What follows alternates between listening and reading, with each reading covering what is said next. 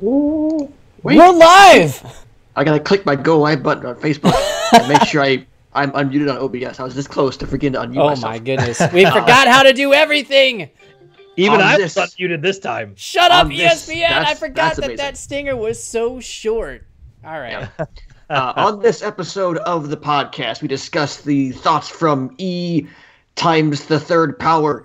We discuss that Microsoft and Nintendo are playing nice while Sony is being the angsty little teenager locking itself in its room and not playing with others. I talk about tennis and sushi. We look forward to the month of July. I have a mustache. You have a mustache. Mine came back. I got my Austin Aries look going here.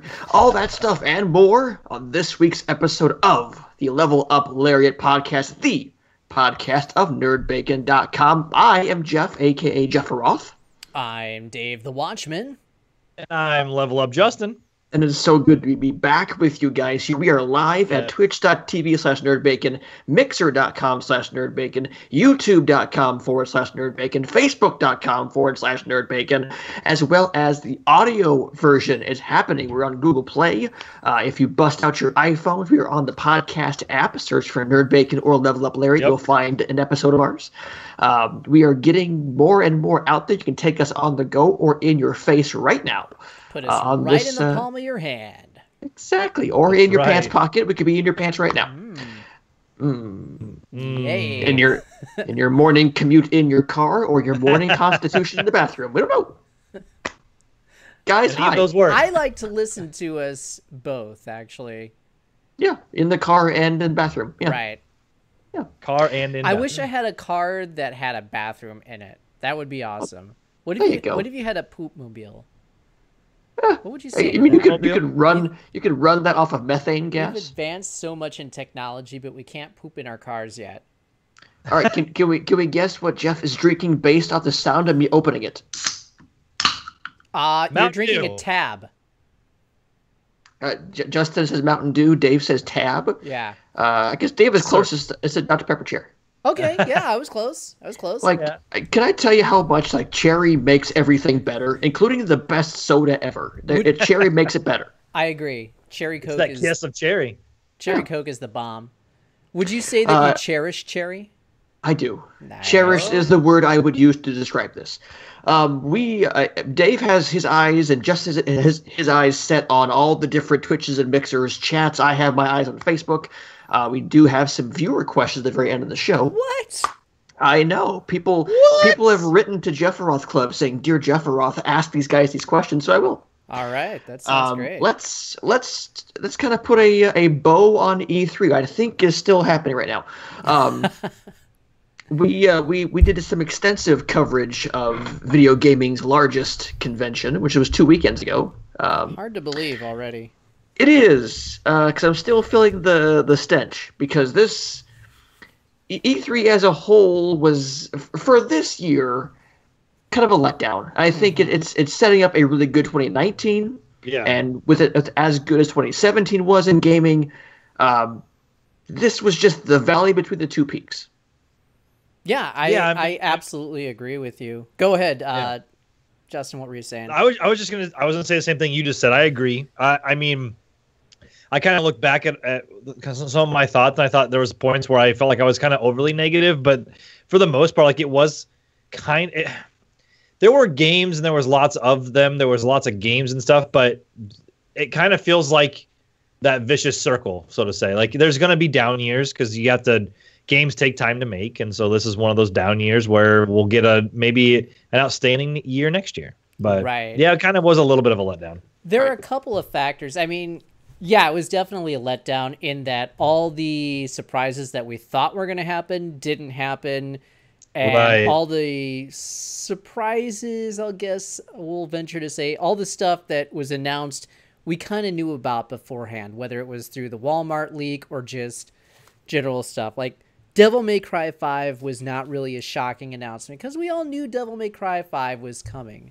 Sure. It was more shocking what wasn't there. I was pretty surprised Final Fantasy VII Remake wasn't there. Yeah. Avengers wasn't there. Avengers game wasn't there. Nothing from Rocksteady. Oh yeah, that was a little shocking. That was very weird. Nothing from NetherRealm, so they're saving that for Evo. Maybe you have. That's gonna be where they announce it. I was. That's where I'll poop in a car. There you go. If they do it, I'll poop in a car. Anywho, I've got some thoughts behind this, and I put a whole article. I was going to say, a good companion piece to this is your article that Henry David the Watchman posted over at, like that? Literary Joke, posted over at the site about the idea of this is a transition year, and it really felt like it. Right, exactly. Yeah, it's a transition year. Not only is it a transition year into the next generation, PS5, Xbox, whatever, it's also... they're creating kind of a buffer because they are very afraid of Apple and Google entering the console market. Not necessarily with a dedicated gaming console, but with like an Apple TV that plays really high-end games, not just crap you find on the App Store. So they're very afraid of that right now, and I think that they might actually be backloading into 2019. Just as a measure to protect themselves against it, because they want to create some hype with their consumer base. Oh, look at all this great stuff coming out on PlayStation. Why would I want to spend $200 on Apple TV when I got all this amazing stuff on PlayStation? And holy crap, here comes PlayStation 5, and they just announced backwards compatibility for PlayStation. So I think that is what's going on. That's part of what's going on. Part of it also is just budgetary stuff. Sure. Budgets are planned out a couple years in advance. So the 2017 games were budgeted like in 2015, and then they have to give time to say, well, did these 2017 games sell? We don't really know that for 2018 when we're planning that budget out when it's actually 2016. So I think it's just peaks and valleys with budgets, and also a buffer zone against Apple and Google potentially entering the market. This was very calm before the storm type of coverage all around. Right. This is something you would see before loading up for a big console release. Now, my biggest worry is not that Apple and Google and Amazon all get involved. My concern is if they do all get involved, do we potentially see a second coming of a video game crash? And you talk about oversaturating the market. In fact, of ways you can get your games, and if we're all going to an all digital landscape, how many storefronts are you seeing? How many launches are you seeing? How many of those are you seeing? And in that instance, it would take a lot longer to come back from a crash like that. Right, and that's what we kind of talked about too when we were all together for E3, about how when, for example, EA announced their Origins Access or Access Origins or Origins Access Premier or whatever, how many storefronts are we going to be paying for? Essentially, how many storefronts are we going to be able to access games? I love games, I love access to them, and I love having easy access to them. But at what point do we need to trim the fat, so to say, and kind of combine some of this?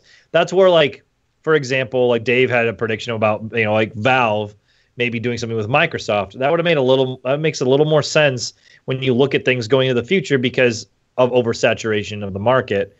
I'm not saying it's necessarily going to happen or yes or no or whatever, but you think about it like that, like at some point, enough is enough when it comes to the marketplace. You have to kind of have to figure out, where that line's drawn. And I think we're kind of in a weird spot right now with that, where we could see some more stuff.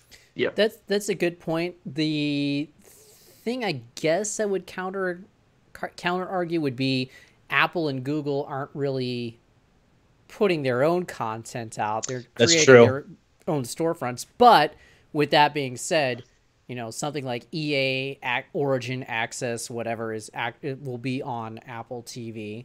Right.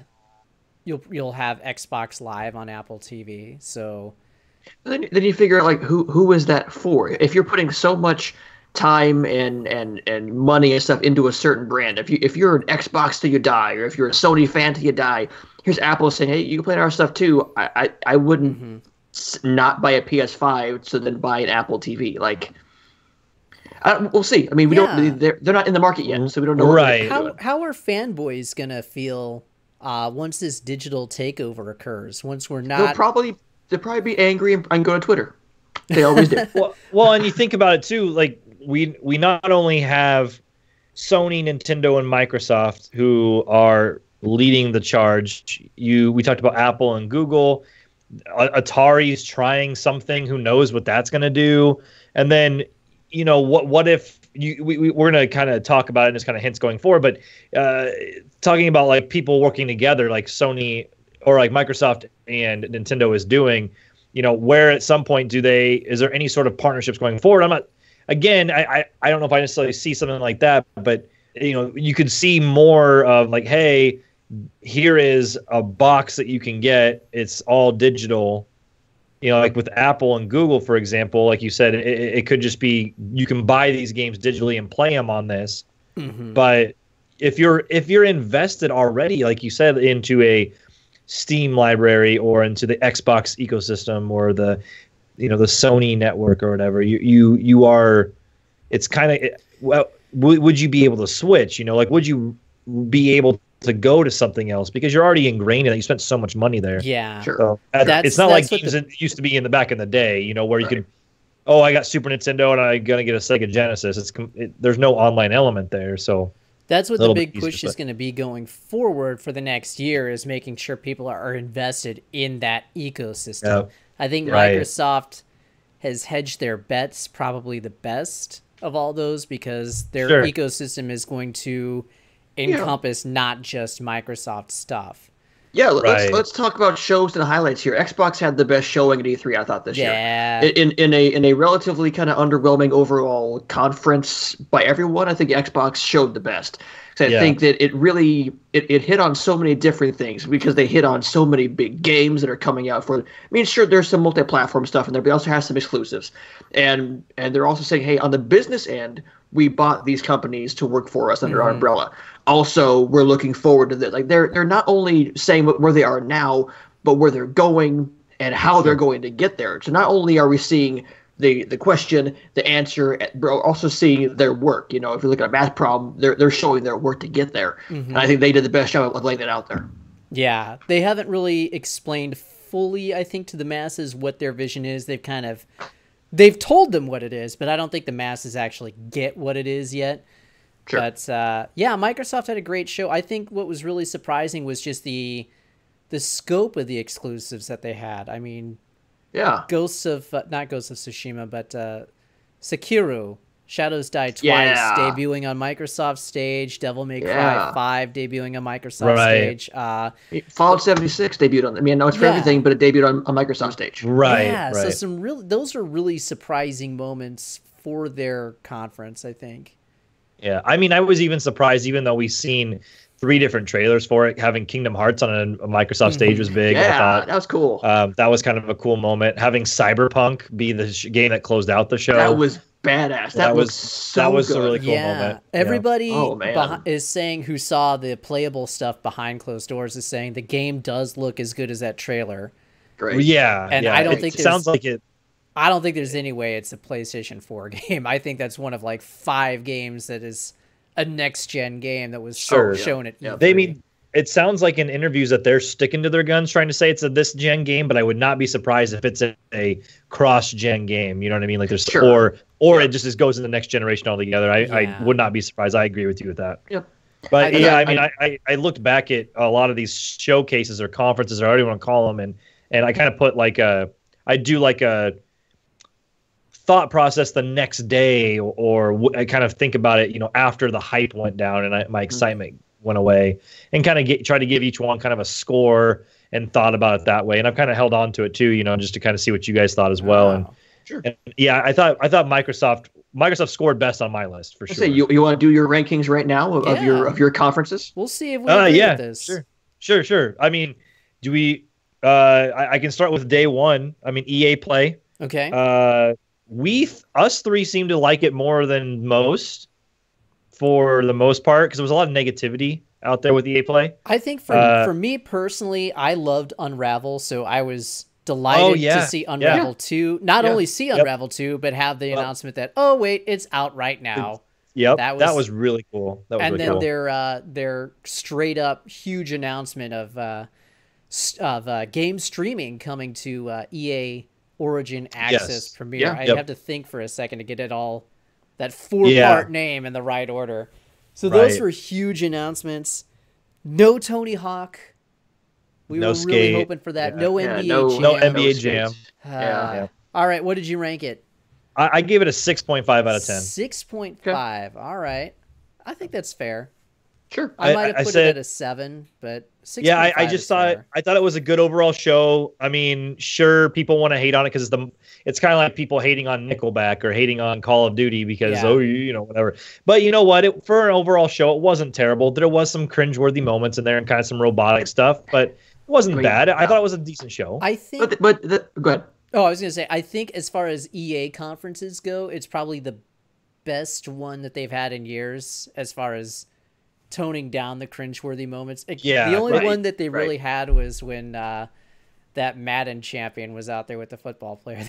that was rough. That was rough. Also the interview with Respawn, I thought, because the stuff in the crowd, like you said, was never good, and that was kind of iffy. Oh yeah, I forgot about it. They're making the Star Wars game of my dreams. Yes. Yeah. All right, that goes up to a 7. I'm sorry. I think what EA did very well, besides coming out and saying, hey, no loot boxes. We're sorry. You shouldn't do with that.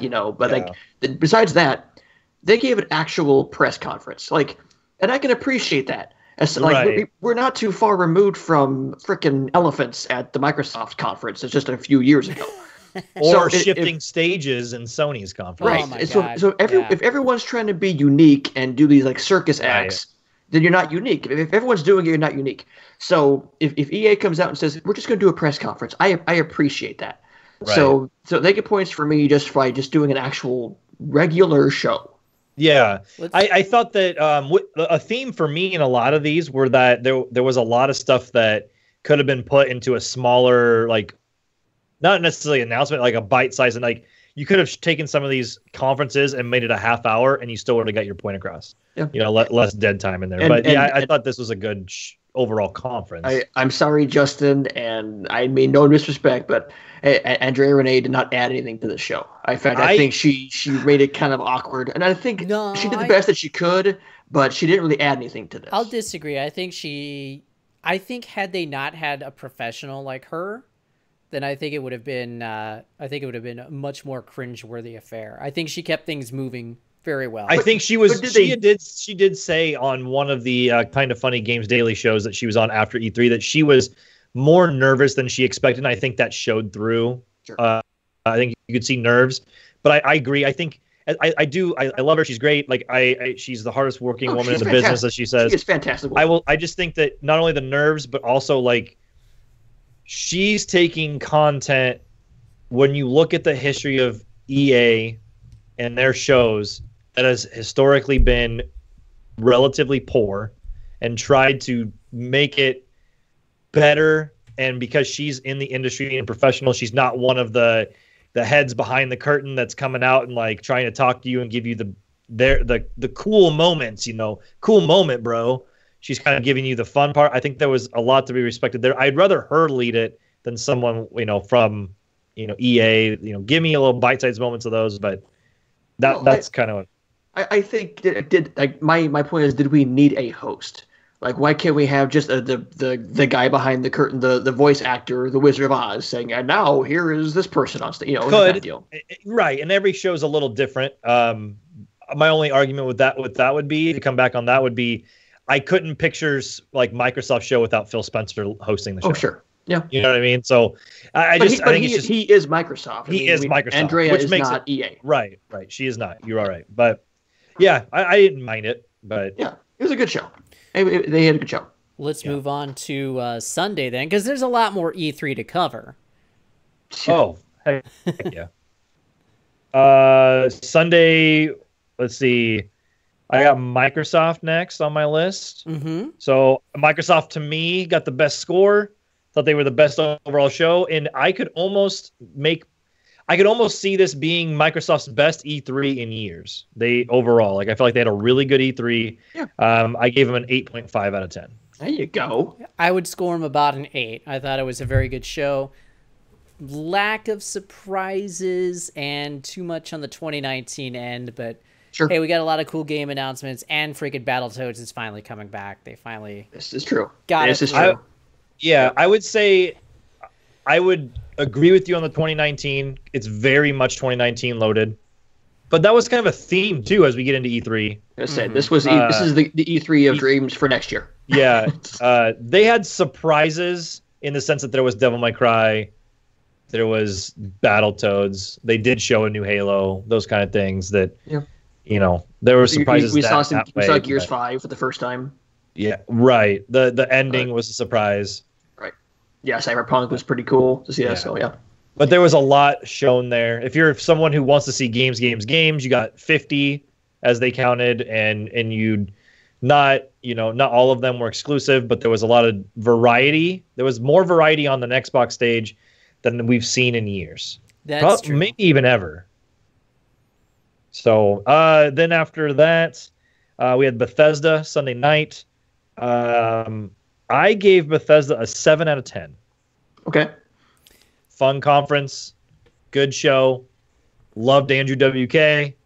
Yeah. How is the crowd dead it. for Andrew WK? I that know. just shows you how crappy millennials are. And there were some weird musical performance all through E3. Again, another theme. Have a banjo but this was the best one. It's true. Yeah, this was the best musical performance. I need a xylophone and a banjo. That's the music. I need rubber bands, man. We could get it next year. Yeah, we should. We could. But yeah, 7.0. I thought it was a funny show. It was a good show. So okay, Monday right. I was a little bit more down on it. I sure say 6.5. Yeah, but I think they did a great job presenting. Well, no, you know what? I'm gonna go with a 7. Actually, they did a really good job of presenting the products that they had. They had that great joke with Skyrim Very Special Edition, which turned out to be real. It's a real thing. So crazy. Does anybody have a touchscreen on a fridge? You don't need Alexa. You don't need an Echo to actually play it. If you have the Amazon app on your iPhone or whatever, there's the Alexa search on there. You can play it through there. Oh, that's ridiculous. That's crazy. Yeah. So no, I'd say a 7. They did a good job. They always do a good job, though. Yeah. Then we had Monday. First conference Monday was the short showing by Square Enix. I gave it a 4 out of 10. I was just going to say 4 out of 10. This was the most useless waste of an hour. Yeah. Dave and I kind of looked at each other after we watched it, and we were just like, that was it. There was a couple good games that were shown, but... They trolled us again. Please wait till the very end. Okay, they're going to show... Final Fantasy VII Remake time or Avengers. Let's go. No, it's just Kingdom Hearts 3, again, what they'd shown on Microsoft stage with just a few different snippets. Right. That was it. Yep. What a bunch of morons. But we got a release date finally of January 29th. Right. Mm-hmm. Yeah. Yep. So Kingdom Hearts 3 was shown like it was pretty much the most popular game to show because it was on everything and everybody showed it. So we know it's coming at this point. I don't really have anything else to say about Square. We swear to God, this game is real and it's really coming out. I swear. Yeah. Then it was Ubisoft, which I thought it was a fun conference. I went a 7.5 out of 10. I'm going to go with 6 on this one. I really didn't feel... I was kind of falling asleep during Ubisoft's conference. There was some slow moments with Ubisoft's. We started off with that crazy musical number with the panda, which do you really... Okay, other than the dance number, let's be honest. Other than the dance number, at this point, we're getting a Just Dance every year. Could they just announce it outside of E3? Do they have to have it at E3? Can they just announce it, please? You know what? It's tradition now. I think that's what I kind of... I think I would feel worse if we crapped on it enough that they just were like, all right, fine, we won't give that to you. Right. And that was a fun moment. We need to have that moment. That Sure. Yeah. There was a lot of what they showed. They showed a lot of, I feel like, gameplay, kind of getting into the different types of game. It has some variety. Obviously, going through, and I have my notes here, so I can't even remember some of the game titles. While you're going through your notes, I'll tell you why Just Dance is there for E3. For the because investors. It's fun. No, for the investors. Oh, yeah. Because they're like, oh, hey, Just Dance is coming out. This still sells. Share prices are going to stay up. Right. All right. Yep. I mean, they showed a lot of gameplay. Showing, obviously, a little fun trailer for Beyond Good and Evil 2, which didn't give us a whole lot other than like just showing that there was the Space Monkey program, that Jade is in the game and so forth, which we kind of figured. But they, that Starlink game was shown off and getting the big. That looks cool. That looks cool. Yeah, the announcement of Star Fox being in the game was cool. Yeah. New content. That R-Wing one. Yeah, I think so too. Yeah. Showing new content for games like Rainbow Six and Mario and plus Rabbids Kingdom Battle, For Honor. Obviously, showing off a lot of gameplay and stuff, different stuff for like Assassin's Creed Odyssey. Yeah, I was Go really surprised that they're doing another Assassin's Creed this year. I thought the same thing. I thought they learned their lesson and would stagger that release out, but nope, they're going for it. I also didn't think they were going to give one last year. I thought they would wait at least 2. I thought it was me this year, and then they did last year. So well, they had to make good off the movie. And Strike While the Iron was hot when sure Origins came out. So sure. All right. Anybody ever see that? By the way, did you guys see the movie? God, no, it looked horrible. I know. No, I haven't seen it yet. And it's sad because I like Michael Fassbender a lot. So anyway. Yeah, I had a lot of high hopes for it though. The next show was Monday night, and probably the most controversial, if you want to call it that, if it's even controversial. Oh boy. Was Sony. Oh boy. Oh boy. Oh boy. It was. I didn't give it my lowest score, but I gave it a 6 out of 10. 5. Wow, you're being generous. I was being generous. I went back and watched it, not our reactions, but watched just the show, and I was like, you know what? They did show probably best not to watch my some reactions. games. No, you know what? It wasn't a bad thing. Like I just thought, you know what? They did show. I still agree with our look at game at like, for example, like The Last of Us 2. Mm-hmm. Okay, I still agree with like. It wasn't I didn't think it was a great showing, but I didn't think I was listening to other outlets who were saying that Sony was like either like top or second on their list. And I'm like, I don't get it. Oh. I don't get it at all. Because the those pacing people was are getting sponsorships from Sony. That is why. That's right. Well, and then I think about it. I'm like, I look at a showcase as a whole, okay? Because we're not there, right? If I was there, maybe my view would be a little different. Well, we were watching from home. So I'm looking at this as a whole, and they made us wait 20 minutes, and during that 20 minutes showed us a trailer for both Destiny 2 and Call of Duty Black Ops 4. Yeah. And then they talked a little bit, but we waited most of that 20-some minutes. Yeah, imagine if we were there. We would be walking. Right, right. We'd be walking and angry. Yeah. And probably hungry. Yep. We'd be hangry. Gotta find a Subway for overpriced sub sandwiches. The only reason I scored it over Square Enix was just because I felt like they had better content than what Square had. I'm not saying they had more content, but I felt like they had a little better content. Spider-Man looks fan-freaking-tastic. It looks dope. And supposedly everybody that played it says it's fantastic as well. Oh, yeah. I believe it. Ghost of Tsushima looked really nice. Looks really good. Ghost of Tsushima was one of my highlights of the show. I thought that really good. I thought so too. Amazing. That might have been my game of Sony show for me. Yeah. That was really cool. Resident Evil 2 being announced. Yeah. Everyone flipped the hell out for that one. Yeah, it's getting a lot of love and it looks good. Which is sad when a remake gets the biggest pop. Right. I thought the same thing. Yeah. That was one of my first games that I rented for the PlayStation when I finally got a PlayStation was Resident Evil 2. Really? Sure. Yeah. I remember my cousin buying a used copy when we were younger, and it had that black back, the black disc. Oh yeah. And we were like on my parents' dial-up internet trying to figure it out because disc 2 wouldn't load. and it wasn't the PlayStation. So we're trying to figure out what can we do, and they were talking about using like toothpaste and peanut butter and putting it in the toilet and flushing it. I don't know if you guys have heard all these tricks, but they were like trying to. Not the flushing. We did. Those were trolls. Did a few of these. Well, we would do a few of these, and we'd get further and further every time, but we never got to load. But yeah, that was one of my favorite games from I think the back in the day. First game. What was the first game you rented on the PlayStation? Rented? Oh, God. I want to say it was a WCW wrestling game. Wow. Of course it was. It's probably one of the shitty ones. I think for me it was Colony Wars. Original. Oh, Colony Wars, yeah. Wow. That's an odd choice. I wonder if I rented Metal Gear Solid before I bought it. That was the first game I checked out from GameStop when I started working for them. Sure. Metal Gear Solid. Yeah. There was a WCW wrestling game that was before the crappy ones like Thunder and Mayhem and all that. It was right. So there was it was Versus the World, which was pretty badass, but Nitro and Thunder were shit. Yeah, I think it was Versus the World. I think. Because that was still THQ that did that one. Sure. It felt like an Aki game. Those but were actually really bad games. Nitro and Thunder were god awful. Where you had the button combos? Yeah. But they were still better than Mayhem and Backstage Assault. Oh, God. Sure.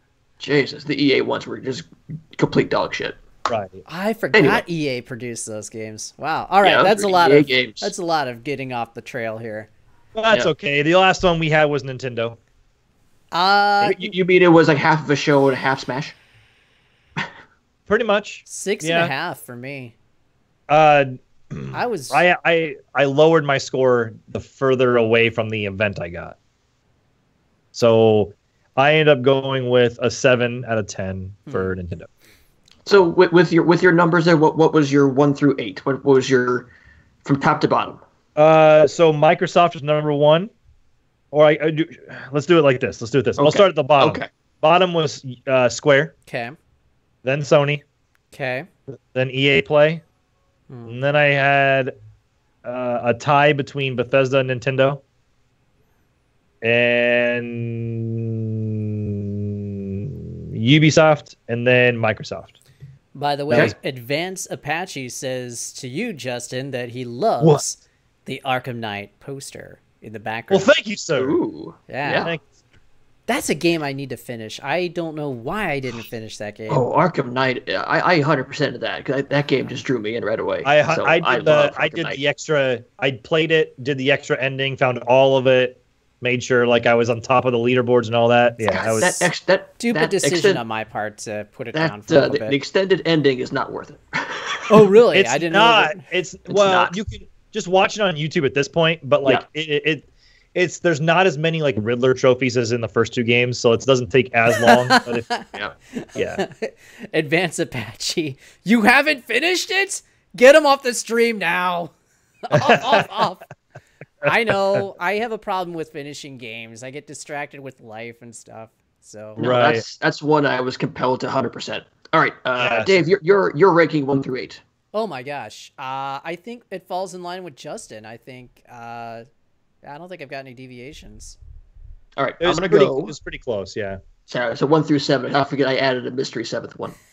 I put Xbox on top. Obviously, Devolver should have been at the top. Right. Yeah. Sure. Bethesda number 2, just because I just love the intimacy of that, and I love how Rage 2 showed very well. Sure. Todd Howard makes any show better just by default. We got a new Doom coming out, which makes me very happy. Oh, yes. So, then I would say Nintendo. I think it's really just enjoy their kind of bite-sized conferences. We got a lot of Smash. I'm excited for Smash. We're getting a lot of cool stuff. A new Fire Emblem. Like we're getting the good stuff. Killer Queen Black. Killer Queen Black. Cool. Yeah. Yeah.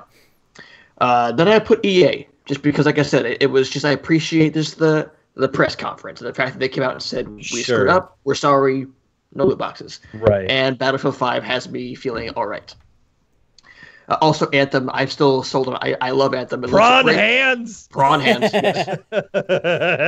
Then I put Ubisoft, just because I really wanted Splinter Cell, and it didn't happen. Oh, yeah. Oh, You know what? That's probably coming at Gamescom. I'll bet. Probably. I also heard that makes they sense. were holding some stuff for Gamescom for whatever Me too. I heard there was some rumors that there was holding stuff for Gamescom, and even as far back as the Game Awards. Yeah. I could see Sam Fisher being at Game Awards this year. Advanced Apache raises a good point. While EA talked about not doing loot boxes and stuff like that, did they actually say, "I'm sorry"? I don't think they said the actual word sorry. I think they did it said, in the business terms. Yeah. People who don't shell out more money shouldn't have a disadvantage, kind of deal. Yeah. They recognize they made an error. We realized our mistake, and this is what we're going to do. Not we're sorry, we should have done better. But they still acknowledged it. I guess is kind of my take. Is they still said it is a very business answer. Yeah, because in a lot of businesses they tell you, don't say you're sorry. Say like we apologize for the inconvenience or something of that nature to try to We're nice now. Right, so everyone love us. Yeah. I got Xbox, Bethesda, Nintendo, EA, Ubisoft. I had Square Enix here just because they don't do a show every year. So for them to come out and not have a great show, I don't hold it against them because they're doing it every year. I mean, I like seeing Dragon Quest XI, but we've seen Dragon Quest XI. I can watch, Japanese Twitch players stream it. Oh, it was a bad show, but I think because of what numbers, it was just useless. Right. That's why I don't put it the worst because it was just like exactly. Number 7 was getting knocked off the map in Oasis and getting hit by a car in Overwatch, and then Sony, because Sony's show was god awful. And it's I was taken to task by this, and the game showed well. I mean, Ghost of Tsushima is a badass looking game. Yep. Spider-Man showed very well, but as a show, this was asinine. As a presentation, it was way. That's a 2. They came off as arrogant d-bags. It's just saying, hey, we don't want to hold our conferences at your buildings. No, we'll build our own. We'll build our own church. We'll build our own state. We can do this ourselves. I'm okay with them building their own. Microsoft had their showing at their own, spot or whatever. I'm okay with them doing that, but they showed that little clip at the end, and Dave and us 3 were watching that, and to show them build both. And the one was that little church kind of looking for just The Last of Us, and then they moved to the next building. Why not just have everything in that second building? Yeah, right. I get. I don't know. Yeah, it was very, very odd for them to experiment with their presentation, and you got to give them props a little bit for trying to experiment. Sure, but it just didn't work well. But that's two back-to-back big shows where I felt like their experiments were failed.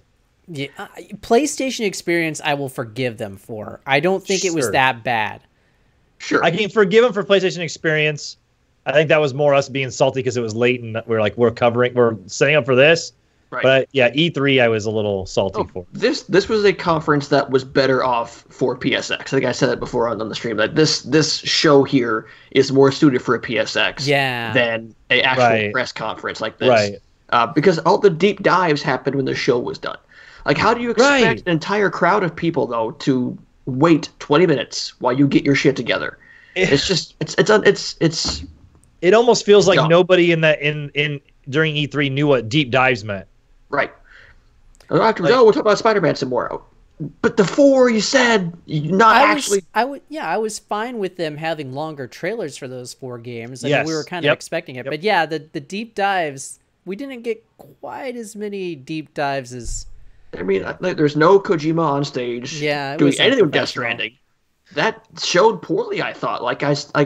I knew I'd have more questions, but I got 0 answers. I don't know. I'm still intrigued by Death Stranding. I actually sat down while I was waiting to leave work today. I was watching all the trailers together. Oh, sure. I still don't know what's going on, but it looks awesome. By design. That's by Kojima design. I was. I agree. I still have no idea what's going on. I still have more questions than answers. But after this showing, I felt almost a little less intrigued. I'm intrigued, but less.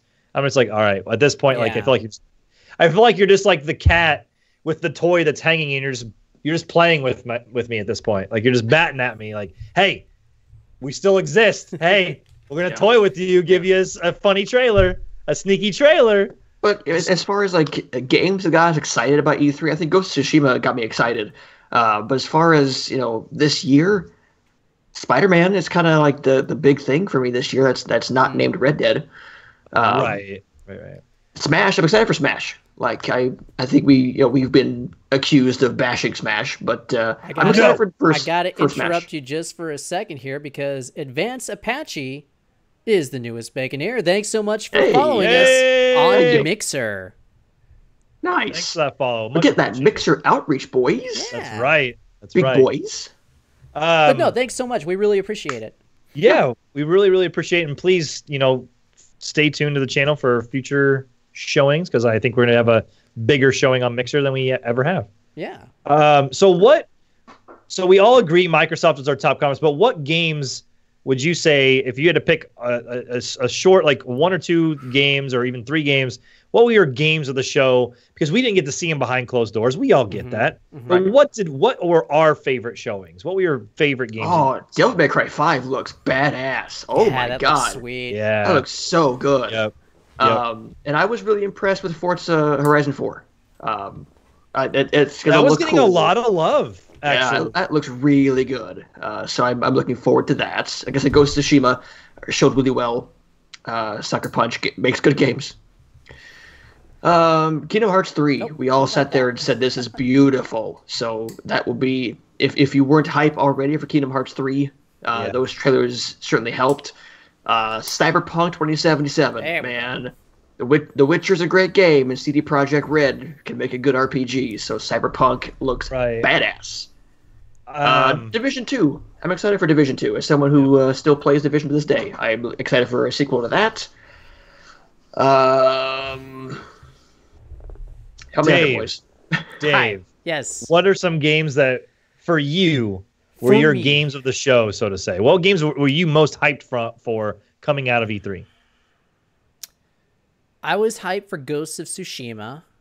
Yes, good choice. I think one of the biggest reactions that I had was for Unravel 2.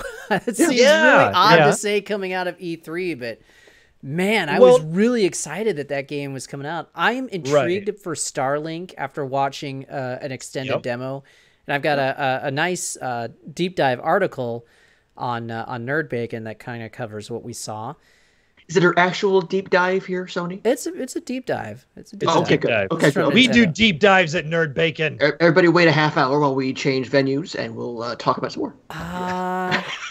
But yeah, I didn't come out with like this.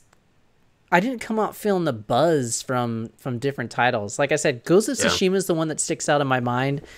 I'll probably buy Smash day one just because it has everything we've ever wanted from Smash. Yeah. I still don't feel that excited about it.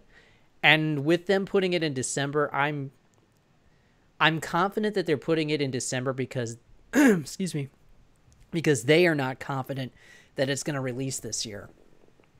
Oh.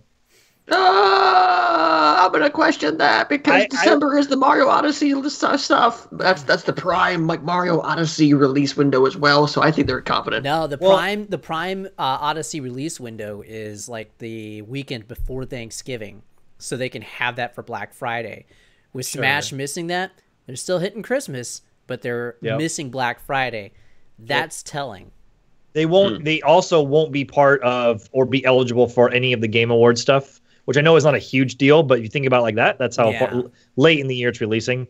Couple games I'll just mention that I thought were some of the highlights for me that I was, and I'm going to say, try to stick with games more that we've seen more of, not just like like, for example, the biggest hype moment I felt like we got of the entire weekend was when Bethesda showed Starfield. Yeah. And Dave woke up his neighbors. No, I was kidding. You didn't wake up his neighbors. I might have. For example, I'm just glad that it exists. It exists. Right. So happy for the rumors are true. It's actually a thing. So, and then they went forward to Elder Scrolls 6. Like they said, hey, it's coming. So here's a game for next. That was weird. And then the generation after that, here's that game. Yeah. So yeah, I'm gonna kind of go with games. We're gonna be living on other planets by the time Elder Scrolls 6 comes out. Right. A few games that I felt like that I really got hyped for were Spider-Man. Definitely getting Spider-Man day one. Mm-hmm. Yes.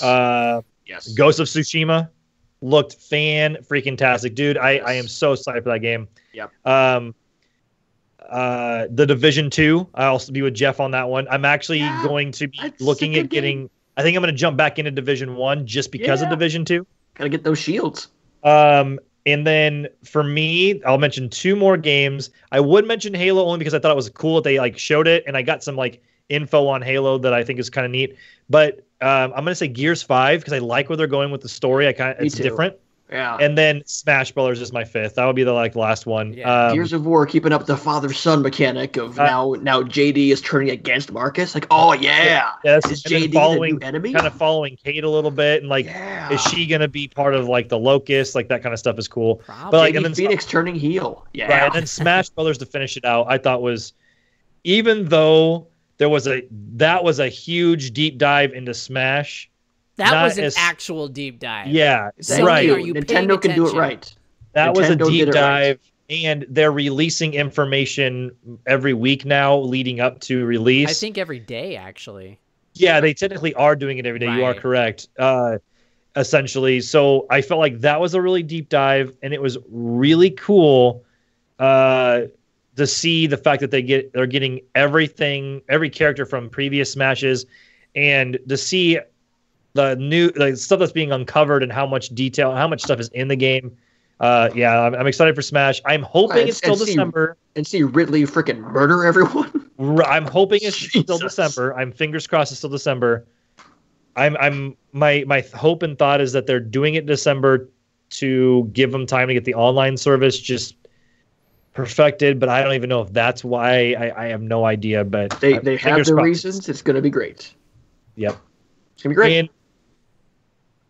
In Sakurai we trust. Let me close out our E3 discussion. Put the bookend on E3 with 2 quick. Can you one dig quick it, item and then one fun item. The quick item is: were you guys surprised at Nintendo's really light conference, or their light direct at the little amount that they really showed? I went back and watched it. They were very heavy on the indies side of things. We're still getting a game, almost a decent title every month, but I was more surprised that. I guess there wasn't more third-party support. I mean, there is third-party support, but it's not big third-party support. Fortnite would have been huge, but I mean, we knew about that already. Knew about it. Fortnite is huge. Broke that here. We're starting to see like Switch games getting announced on other stages. I mean, Todd Howard came out and said, "Hey, Fallout Shelter on Switch." Yeah, sure. That's happening now at other conferences. So Nintendo can take some of the burden off their shows by giving it to other developers. Right. I think we also kind of had some thoughts of like, well, maybe they're going to surprise us like they did last year. But we didn't get those big surprises like we got last year, so to say. But a lot of what they're releasing is there's first party stuff in there. You can definitely tell they're focused on Smash Brothers. Yeah. But it's not as heavy of a year as it was last year, where we got Odyssey. They were light, but nobody was heavy. And I think that, of course, nobody else put out a console last year. But sure. I'm not surprised about Nintendo's kind of lighter load, because they are putting a lot of their eggs in their Smash Brothers basket, if you will. Right. And then we're going to get stuff about that new Yoshi game. We're going to get stuff about a new Animal Crossing. I was surprised we didn't get anything on the new Yoshi game, though. I think that they're radically redesigning it. Yeah, I think so too. I bet they just announced, I think just today, that they're integrating Labo with Mario Kart. Yeah. So I think that's going to be like a precursor to what they do with Yoshi, and I think that's going to be agree. Fully. I think they're redesigning it so that it's fully integrated with Labo. Yeah, because you can use that motorcycle thing now in Mario Kart. Yeah. So. Yeah. Now we're at a crucial point where does Labo go from here? Like it had a fun launch. Like it's sold well. And people who are the people who are reviewing it saying it's just kind of a cool thing. It's sold but but if you look at, from what I've understood, if you look at the trends of unit sales, but before Labo's release and then after, it didn't make a difference at all. Like people were not going out to buy a Switch for Labo. It's easy to find. Yeah, right. It's not the Super Scope. It's not the NES Mini. Right. Not joking around, all joking aside. But I can go to the store right now and pick up Labo and pick up any version of it because it's available. But I mean, but sure. I think Nintendo is banking on what happens when schools are coming back in session and they're starting to order supplies. I think we might see a little bit more movement there, but sure. I don't know. Will see. Labo be around by the end of the year? Probably not. It was a fun time while it lasted, but we'll see what if they can integrate it with other stuff, like they do with Amiibo. If they can integrate the stuff with other games and use them to actually play other games, that'd be interesting. But we'll see. Dave, what was your second point? The second point is it's time to score our E3 2018 predictions. Oh! Dun, dun, dun. This is gonna go. This is gonna go really bad. This is gonna go bad. So maybe I should be drinking an actual alcoholic beverage. That's right. I wrote down all of our predictions from our E3 2018 prediction spectacular, and now we're gonna find out who amongst us at the Level Up Lariat podcast will be crowned the E3 2018 champion. I think we're all losers. Probably. All right. So we had 5 rounds of voting where each of us put out a prediction, each one more bold than the last. Did anybody score 1 point, Bob? I'm not sure. I don't think I've looked at these. All right. Wonderful. In round 1, Jefferoth led off by boldly predicting that Fallout 4 Anniversary would be arriving for the Nintendo Switch. Yeah. There was no such announcement. Dun, dun, dun. But it's on Game Pass.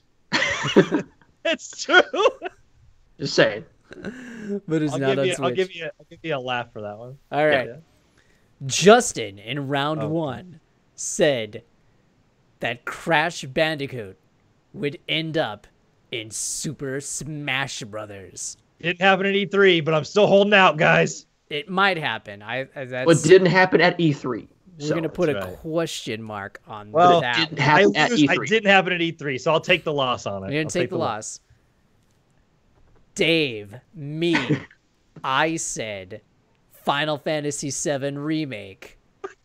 Episode 1 would be out in 2019. Show's over. Wah, wah. Show's over. Round 1 was an utter failure for all of us. It might still not come out. All right. Especially after the news that came out. All right. Round 2. Round 2. Jefferoth. Oh, boy. He played it safe. When Top Gun was playing Fly Me to the Danger Zone, Jefferoth said, "That's all right. I'm going to drive a Kia." He said we would see Death Stranding gameplay.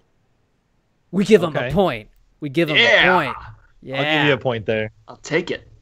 On the board. Justin in round 2 said... I'm not scoring anything. Justin said, "Give me that danger zone. I want all the danger, like it was mayonnaise being slathered on a salami sandwich." Oh, I'm a huge mayonnaise fan, so yeah. Not only did he say we would see Splinter Cell I did. At E3. I did it. He also said it would debut on Microsoft's stage. It would be out in 2018. I went for it. The son of a gun even predicted a subtitle, Future Assault. It didn't. None of that happened. None of that happened. Jefferoth came in with a writer.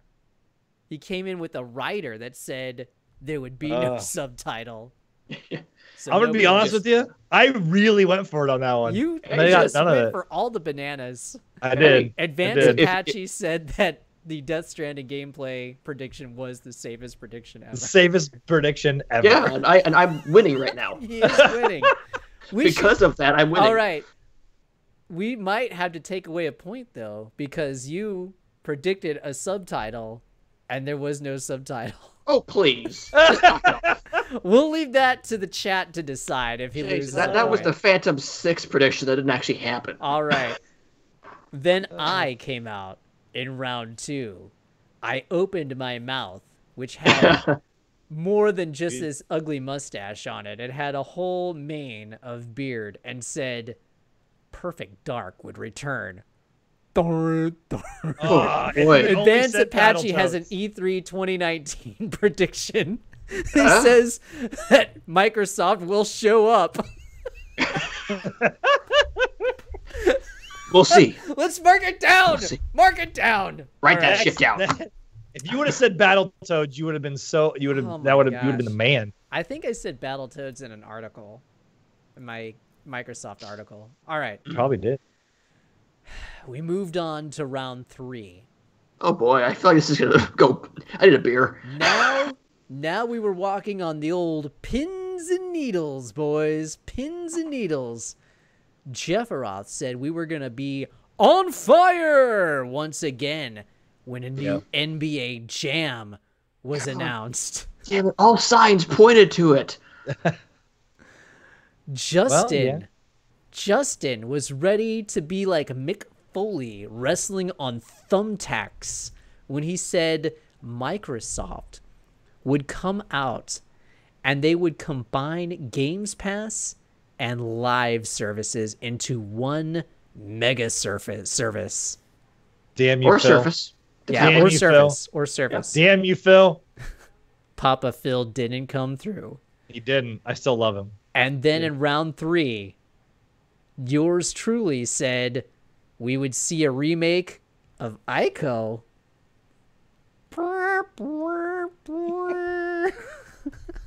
Our E3 sounds awesome. This was not good. Yeah, this was 9 not predictions at 1 point. Yeah. All right.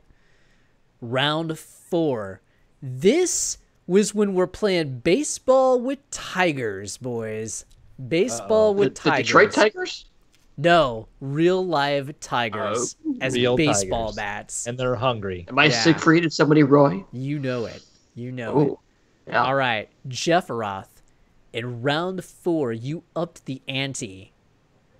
If this was, I went Danger Zone. If this was strict poker, you'd be running around like Raiden in Metal Gear Solid 2.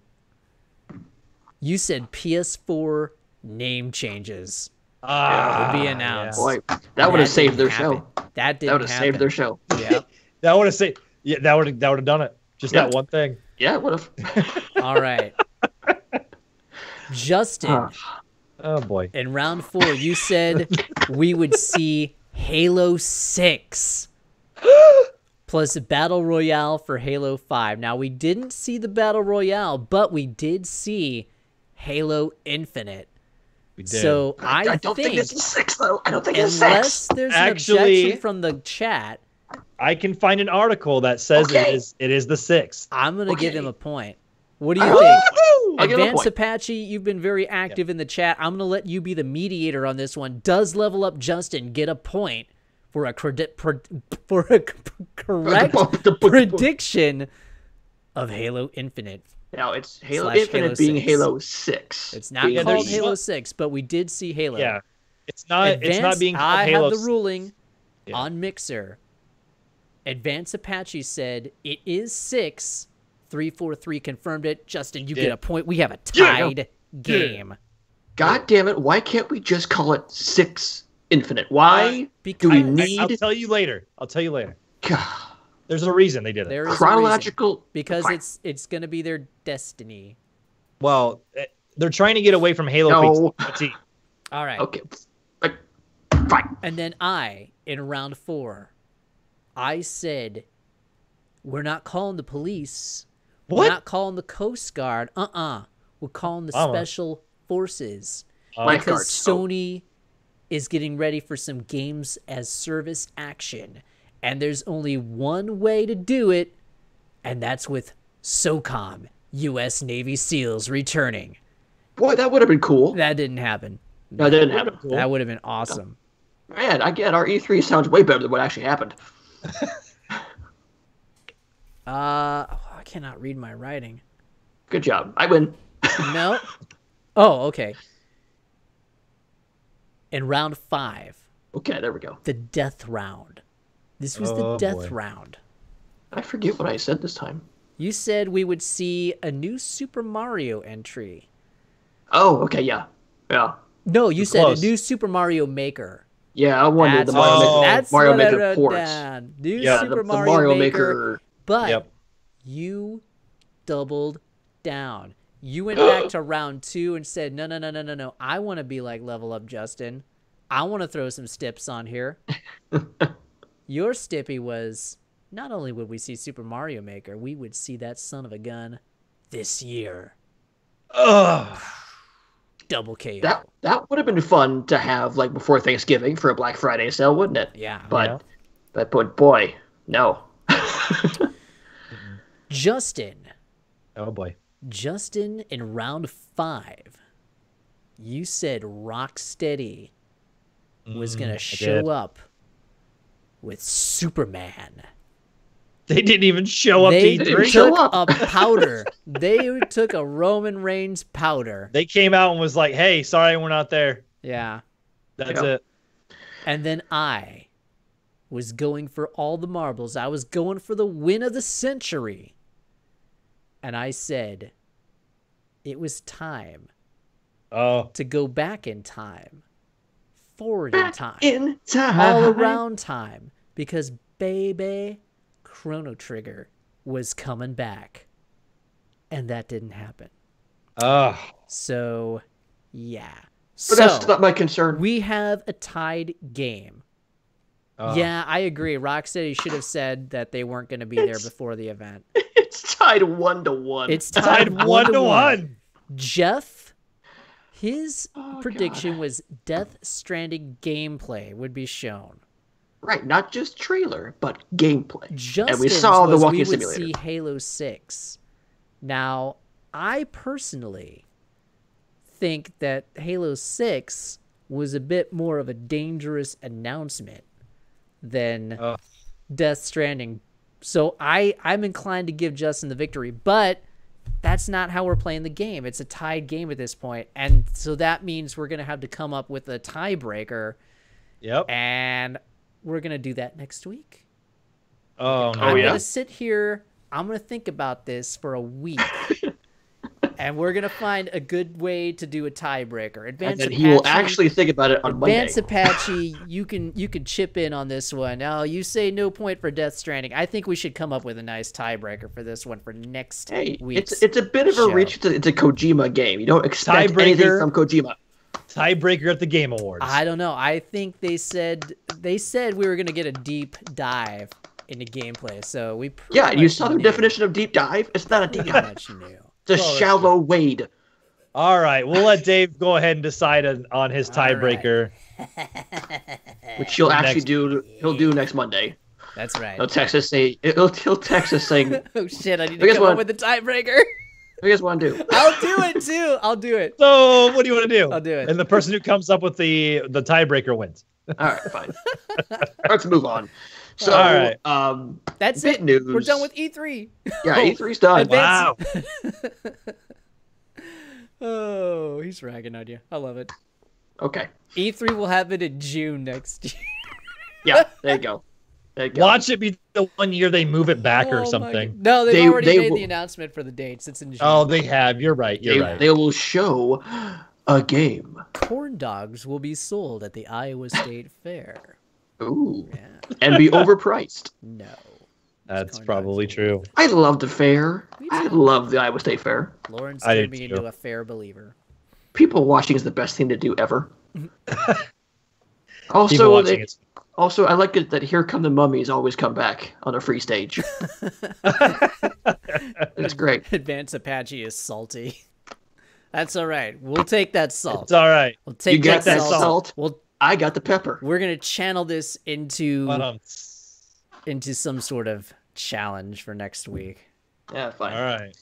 All right. So, 2 of the big 3 companies are playing nice right now because Microsoft and Nintendo are being awful chummy.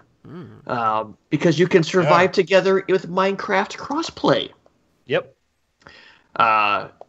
Also, they're dealing with Fortnite. as well. The biggest game in the freaking Fortnite, iOS alone, 3 months has made $100 million. Jeez, that is crazy. Wow. That 3 months, iOS only, like mobile version only. It's not slowing down. They had a gigantic party at E3. Yeah, that did not even they didn't feel in their pocketbooks, guaranteed. Right. They had a huge party. They had there was a tournament at E3, which the Pro-Am stuff, the Pro-Am, which Ninja and is it Marshmallow won or whatever, something like that.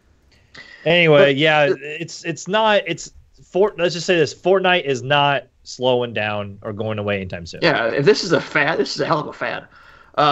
But the whole point of this is that Nintendo and Microsoft are doing well with crossplay, and Sony is just saying, nah, we ain't having it. Yep. I think that has to do with them trying to create... I think that has to do with Sony trying to create their own ecosystem and kind of a buffer, again, against Apple and everybody else coming into this thing. Well, but is this a smart move? A business side aside, I mean, like numbers and dollars and cents aside, does this make sense for Sony on a let's make player base happy? No, it doesn't. But it does make sense from that point of view that they want their ecosystem to be protected.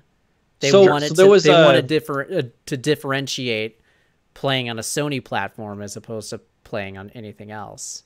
There was a tweet that was out there, and I actually I'll see if I can try to find it, from somebody who used to work with Sony, and they pretty much flat out said, like, it's just a dollars thing. It's just Sony doesn't want someone to go over to an Xbox and buy a skin or whatever and then be able to use it on their platform. They want you to buy it on their platform, and that's it. You can cross-play on Sony with what is it, mobile and PC? Yes. But you can't. That's it. With mobile, Nintendo Switch, PC, and Xbox, there's everybody's playing nice there.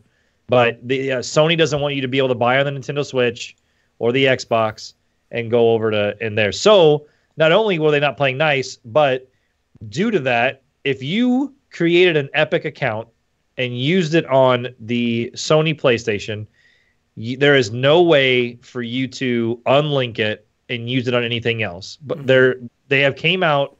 Major Nelson posted, there's a couple other outlets that posted and said that there's a way to essentially, if you started an account, like say on an Xbox, and you did not create an Epic account right away, and so it automatically creates you a ghost account, that you can create an Epic account that'll swallow that ghost account, and you'll still have everything that you bought and or unlocked, and then you can use that to play on Nintendo Switch or mobile, which I did, and it does work. That sentence gave me a headache. It does, and it is very complicated, but that's because Sony won't allow it. Mm-hmm. I mean, I can understand their business perspective, but as a consumer, that kind of sucks. Yeah, as a consumer, that does stink. It is very old school, arrogant Sony that it comes across tone deaf. Their responses to this message have been, you can play with so many millions of players on the Sony PlayStation, and we can cross-play with PC and mobile. Yeah. And they just completely ignore the fact of what's the real issue. Really, though, how many people are going to be, like, buying a skin on the Microsoft side and then coming over to play it on the PlayStation side? That's what I thought. What I thought. But I mean, I guess look at it like this. I've played the majority of my Fortnite time on my Xbox.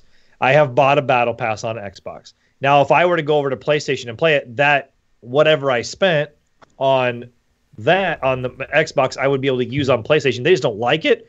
I think that's dumb. I call BS. I don't like it. The only thing that's if you're into Fortnite, the only thing you really should buy is the battle pass.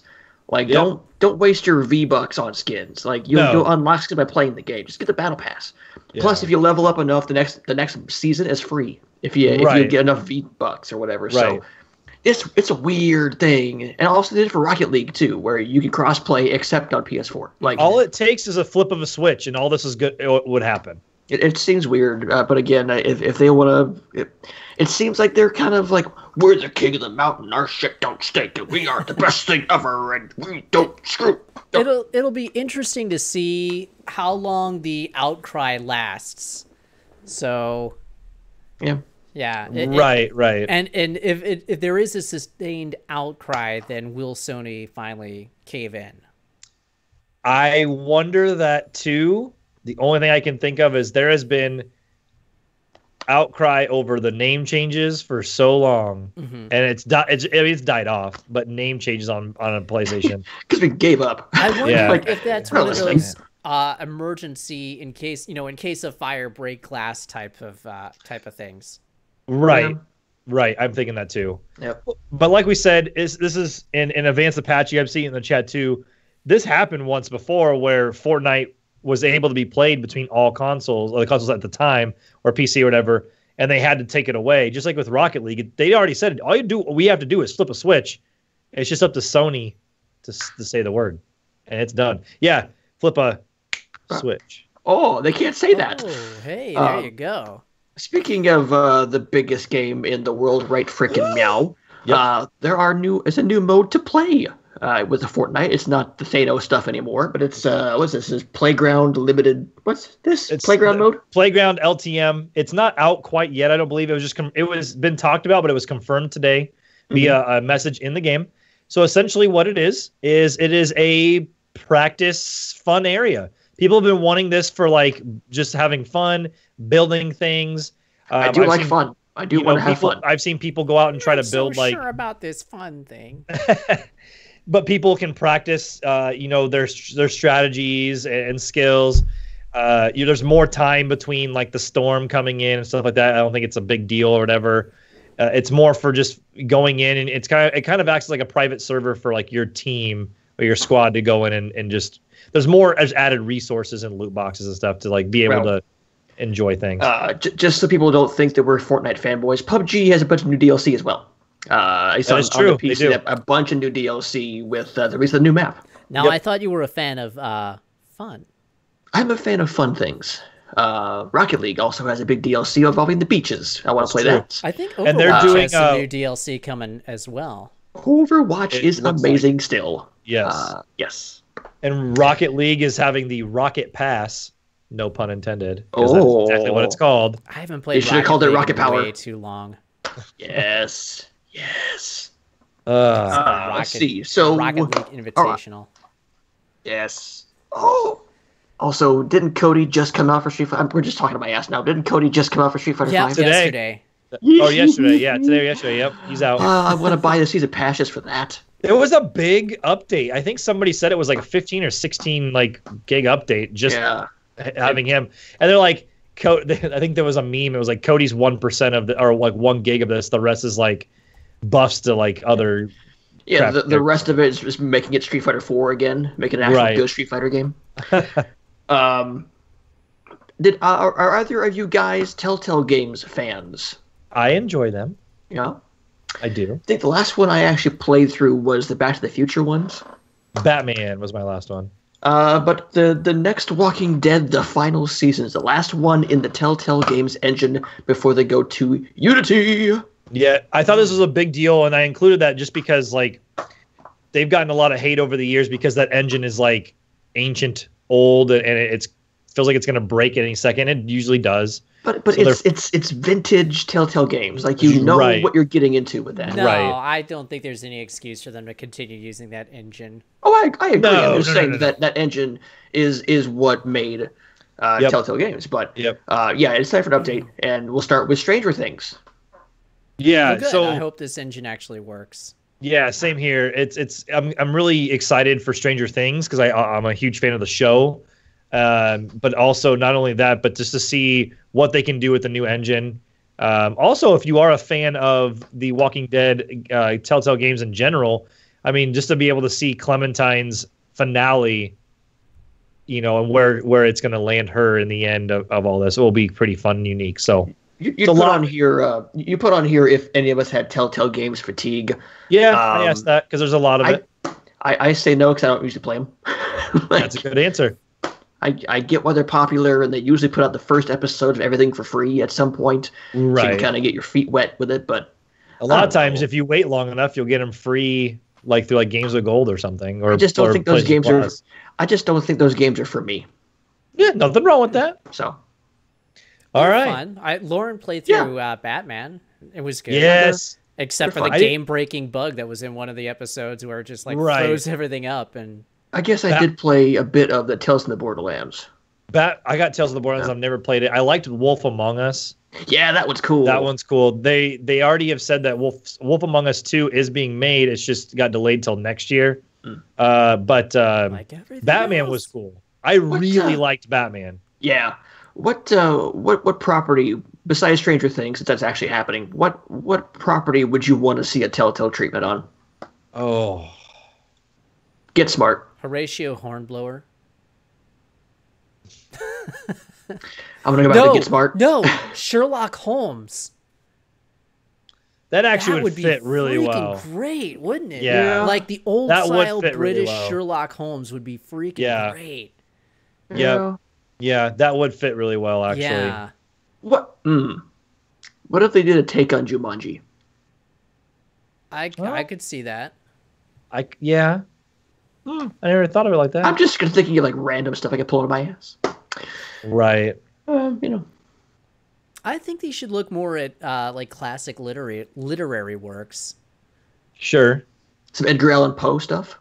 Maybe. Yeah, I was going to say some horror stuff would be cool, but I'm trying to think of like what I'd want to see. Jack the Ripper. Maybe It? Oh, yeah, it could be really cool. Like Yeah. You play as the different kids, and every episode you're a different kid. Telltale game. That would be cool. Sure, yeah. Let's advance Apache. That would be awesome, actually. Yeah. If they did like a Dragon's Lair? So just basically choose your adventure Dragon's Lair would be sweet. That would be cool. That'd be cool. Huh. Prediction E3 2019. No. Dragon's Lair was the arcade game in Stranger Things Season 2, wasn't it? I don't know. I've never seen it. I've never watched it. What? All right. Okay. Getting back to kind of a big disappointment for us, E3 was no mention at all of the FF7 remake. And it's coming out today that the director is thinking that the game was announced too early. No way. You think?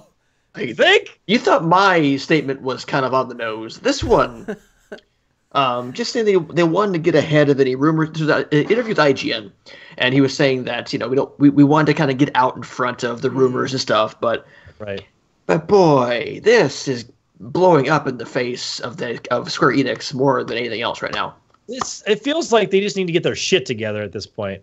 Right. I mean, Dave's prediction, for example, he said, "Hey, Final Fantasy VII, you're gonna see Episode 1, E3 2018." And then when Square came and got it, we still hadn't gotten anything. We're like, oh, maybe it's Sony. Well, you still didn't get it. Man. You got to think everyone like involving in that is probably having a hand right now in Kingdom Hearts 3.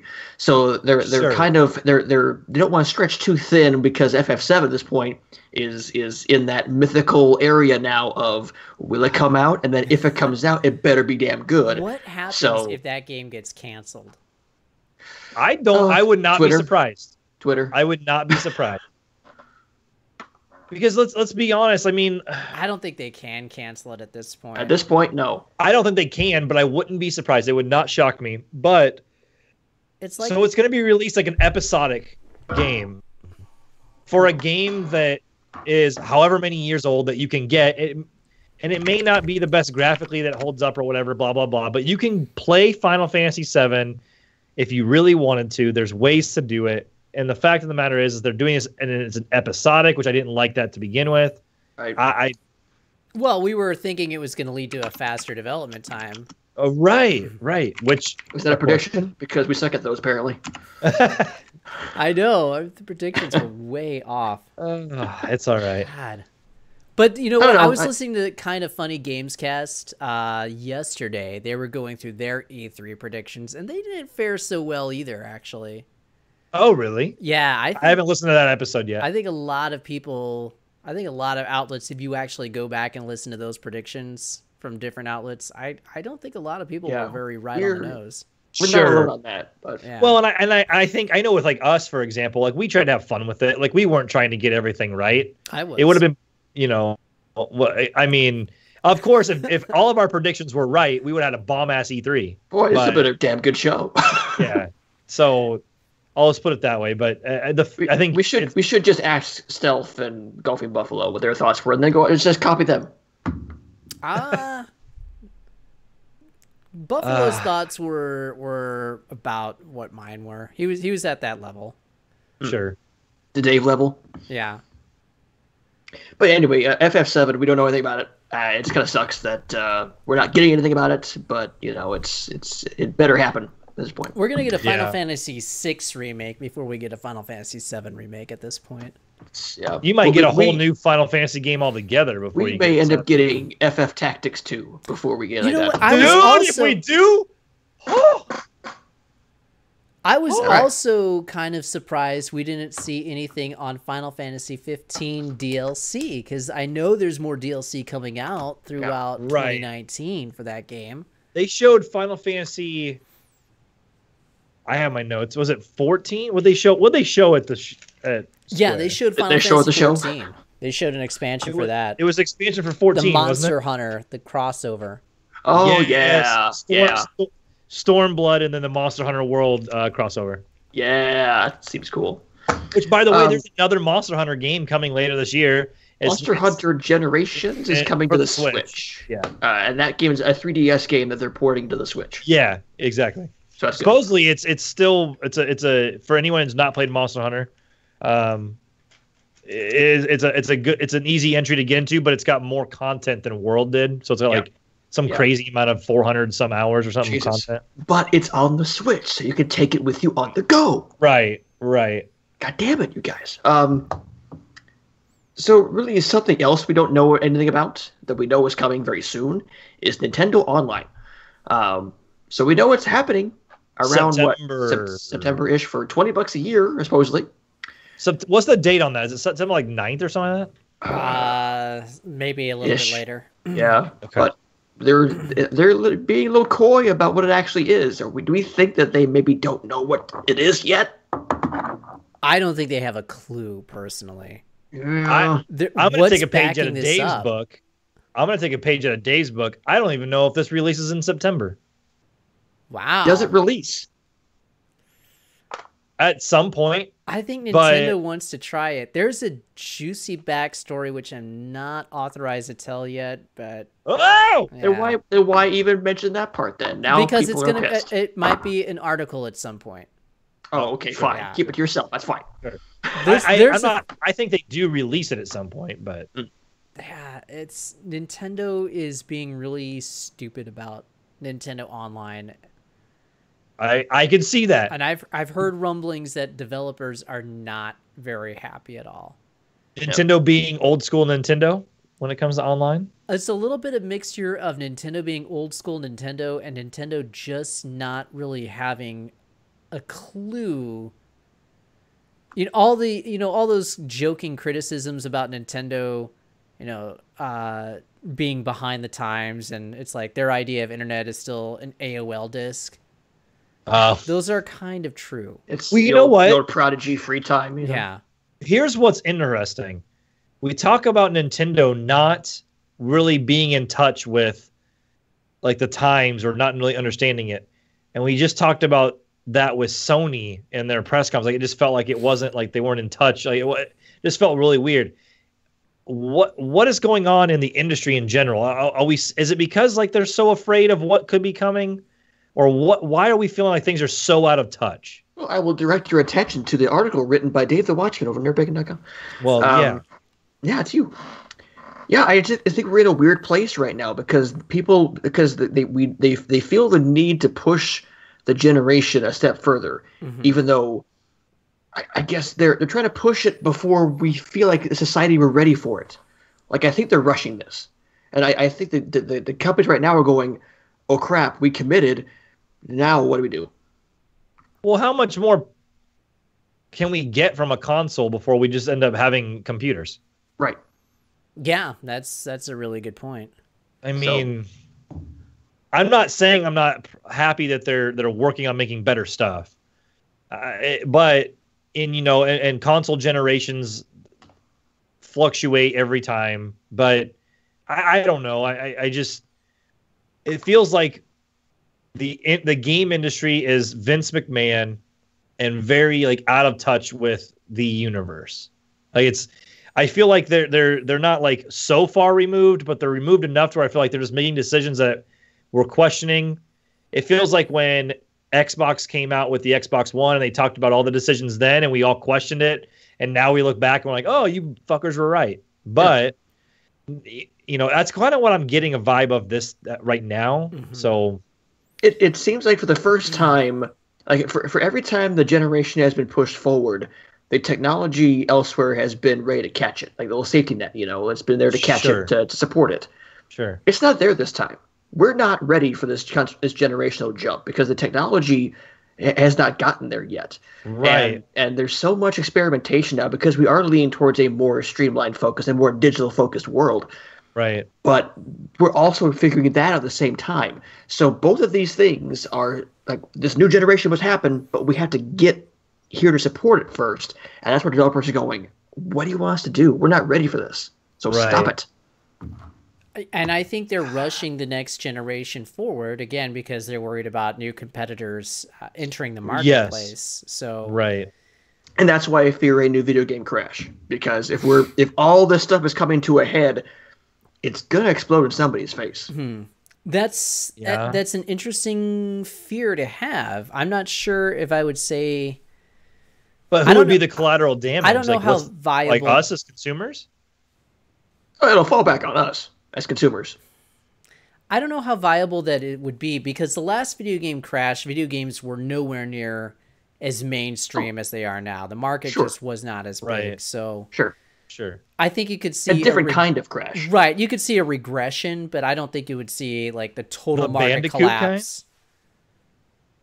Yeah. Advanced Apache says game crash isn't possible. I think they're too integrated and ingrained in the society at this point.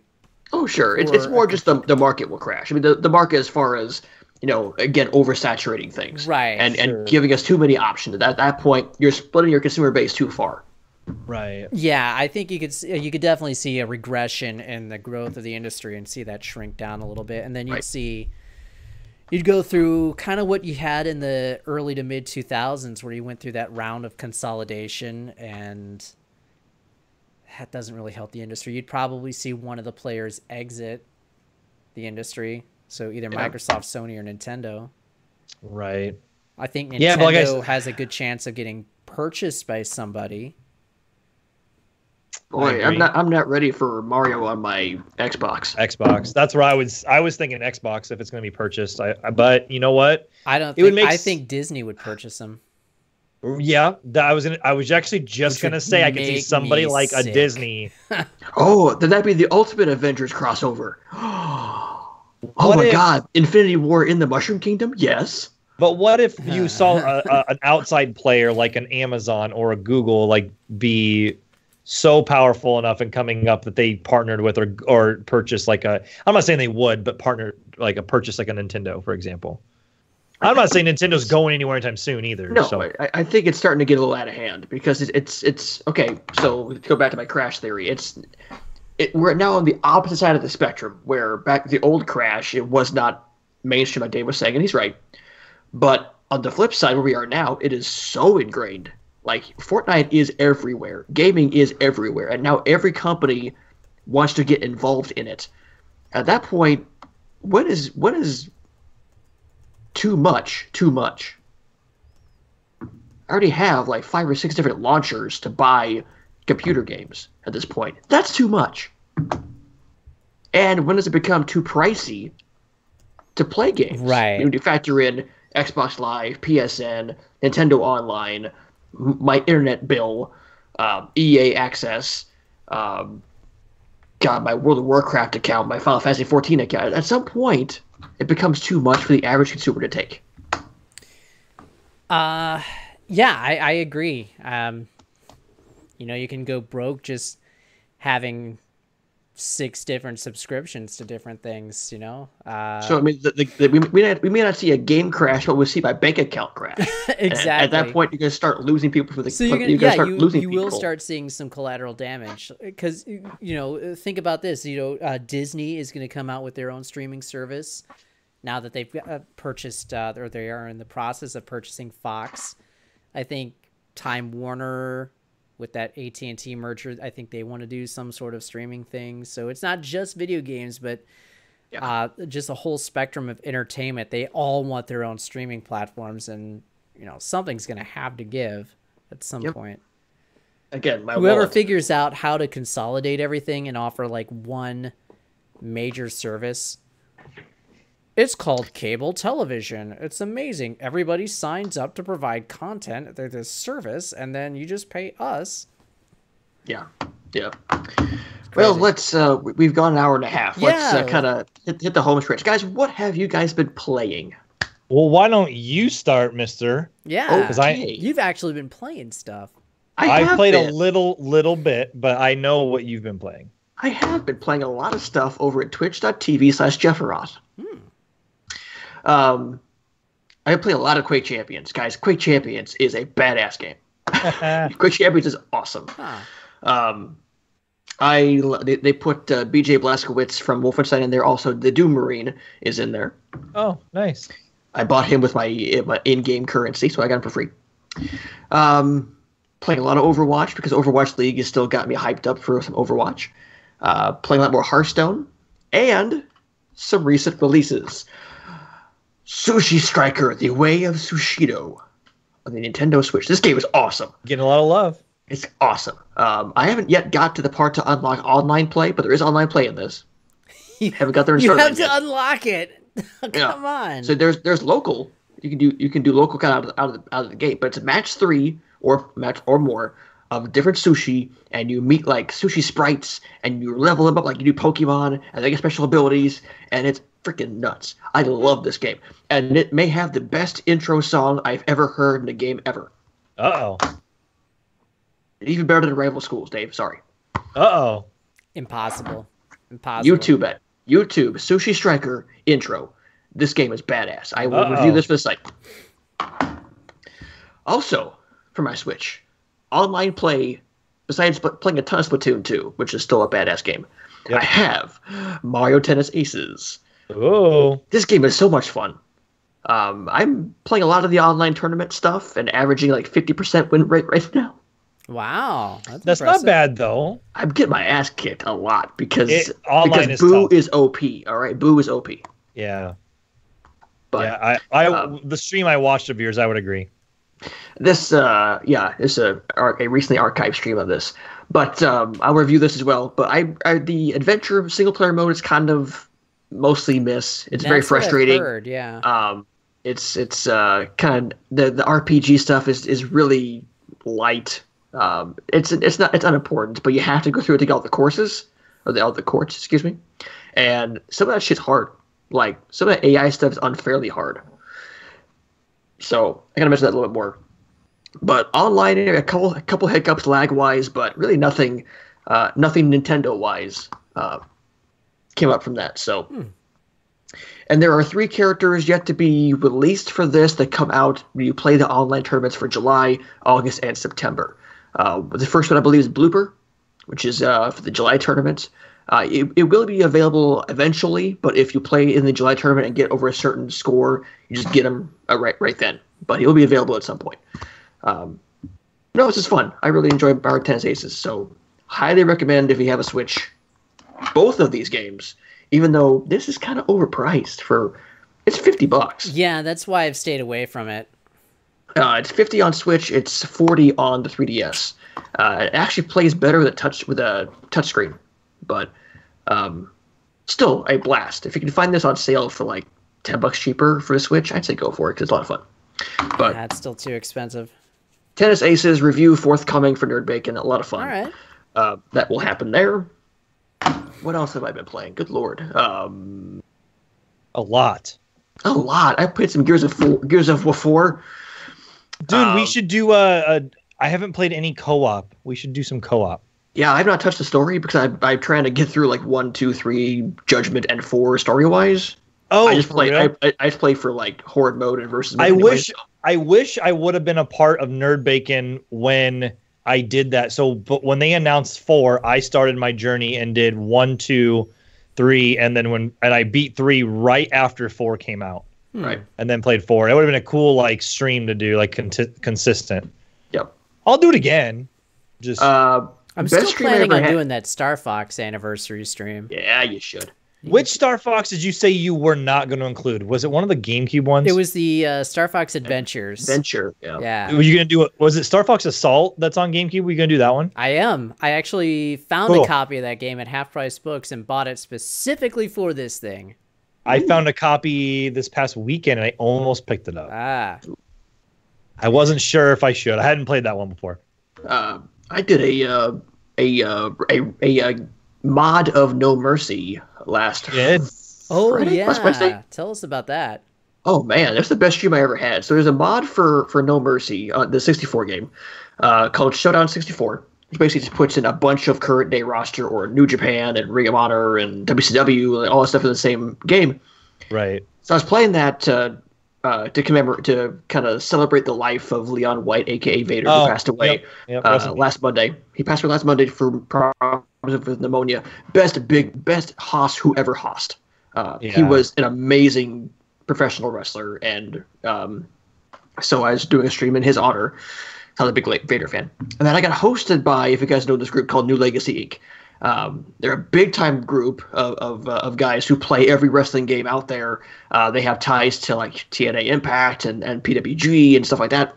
And they hosted me on their channel, which was rad. So I had like over 30 viewers at one point, and then they started following me on Twitch and just kind of gave me the retweet and everything. I have a clip on Twitch of AJ versus Shinsuke. I mean, doing something. Had 100 views already. Wow. I'm like, holy crap! Very nice. Making them inroads, boys. Very nice. Don't mean to toot my own horn, but toot. I tooted your horn.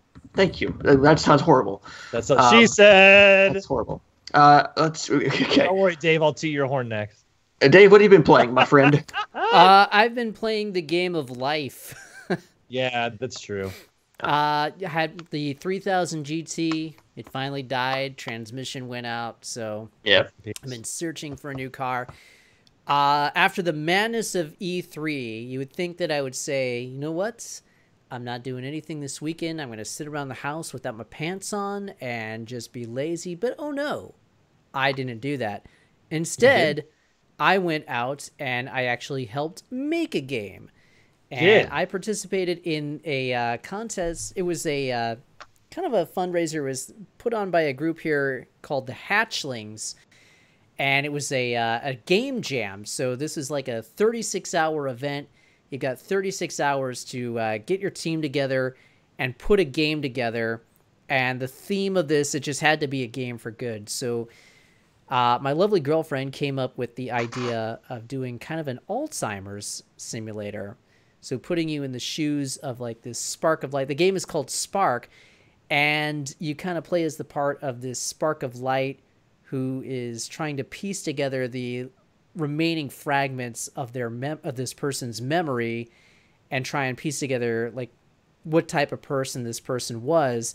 And there's a timer that's counting down, so you have to do that before the spark of this person dies out and the person dies. So we were able to get a fantastic coder who just showed up as a Ronin, kind of, and we convinced him that this was going to be a good project, and he came on board and did everything in Unity, and we ended up winning this competition. We won Best in Show, so woo! Yeah, Nice. It was really cool to be on the other side of game development for a change. New appreciation for the business. Exactly. So we got to do that, and then the next week, my car died, so I've been trying to find a new car ever since. I think tomorrow is the day. Did someone contact you? Someone did contact me from your place of business. Yes. There we go. All right. Now, I think you did play a little bit of. Did you play a little Splatoon as well? Oh yeah, did I played some Splatoon like online a little Friday. bit. Yeah, just to kick around. So that game's so good. Splatoon. It's so good. It is. We still need to do like a Nerd Bacon Splatoon stream. Yeah, we should. That would be great. I did play some of the Shadow of the Colossus remake. Oh, and that's nice. That's a really pretty game. Yep. Okay. Any more Unravel 2? No more Unravel 2 yet. And I doubt we'll get a chance because Lauren is leaving for vacation on Sunday. And then I will join her a week from tomorrow, actually. Oh. Forgot about that. Yeah, so going to get some vacay. What else we got? Let's see. I was going to let's look ahead quickly to July for game releases. Hey. I just wanted to say that I play some games. Did you? I was waiting for you to come in. It's okay. I just wanted to say that I actually got to play a little old school GameCube. Nice. My wife was very nice, and for my first Father's Day, she let me pick out a couple GameCube games when we went out, and she bought them because what else better to get me than games for Father's Day, right? It's your first Father's Day, man. It was a big deal. So we actually found a cheaper copy of Super Smash Brothers Melee. Wow. Got it for $25. That's a deal. Wow. It's not bad. Yeah. Mario Party 6 and 7, I think we also got. Throw them away. I think I could be wrong on that one sometimes. Don't quote me on the numbers, but F-Zero GX. Yeah. What? How much did you pay for that? I guess 40. I think that was $30. Huh. Okay. And then Metroid Prime 1 and 2. Yeah, you do. But I found that one myself. So and then also Super Mario Sunshine. The only thing about Sunshine was it was a little cheaper because it was the disc, but it was just it was at Video Games Etc. here in where I live, and there was just the case. It was just a case that was it was a photocopied of the cover. So I wasn't too worried about it. They had a sealed, never before opened copy of Super Mario Sunshine. I will. Good game. How much do you think? Yeah. How much do you think that game cost sealed?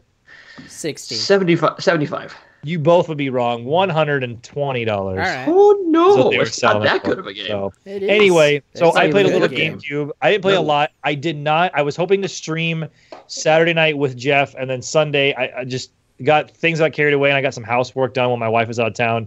Kind of priorities, but it is still coming. And I watched Jeff, and I gave him kudos for his stream, but. Ass off, man. Yeah, Mario Tennis Aces looks like a blast. It's a lot of fun. I tend to play more like not the special shots, to just play actual tennis. It's more fun that way, I think. I know what you're talking about. Play the regular simple mode. Yeah. Yeah. So. Anything else, Justin? Before I go to July's games. Nope. Go. All right, July's games. Oh, also, I got a big shout out to the guys at Freezing Raccoon Studios. They gave me a beta code to the Forge Arena, which is a 5v5 shooter. I haven't had a chance to play it. The beta just dropped last Friday, and it's kind of hard to find a game right now. But they've been partnering with a lot of streamers on Twitch and Mixer, so I'm trying to get some time with that and try to stream a little bit. But it's kind of hard to get into a game right now. But I have 2 more beta codes for that game as well. So I'm going to hopefully check it out. I've been in talks with them, do an interview or a stream with the devs themselves. So big shout out to them for giving me a code. Thank you very much. Very cool. We'll check it out very soon. All right, July this year, the year of me, 2018. July 3rd, probably the worst named game remake. Red Faction Guerrilla Remastered Edition. I hate that title. I love Guerrilla, but not Remastered Edition. PC, PS4, Xbox One. July 11th, we see the Xbox One release of Warhammer Vermintide 2. Yep. July 13th, for Nintendo's a double shot for the Nintendo consoles. Captain Toad Treasure Tracker for Switch and 3DS. Heck yes, there is. And Octopath Traveler for the Switch as well. So hey, 2 big games. Justin, are you twitch.tv/level up Justin or I am. Okay. Yep, I am. All right. That's all I do. And July 17th, Sonic Mania Plus for Switch, PS4, and Xbox One. If you enjoyed Sonic Mania, get it. It's a good Sonic game. It's probably the best Sonic game what's since this? probably generations. So this is just like the same game, but with more stuff? What was that noise? I have no idea. Did you hear that too? No, I was just weirded out by you suddenly like... Yeah, I was like, what is he looking at? Well, there's a noise I just heard. It's weird. Is that Ray Charles? I don't know. Is this is Sonic Mania, but with more stuff?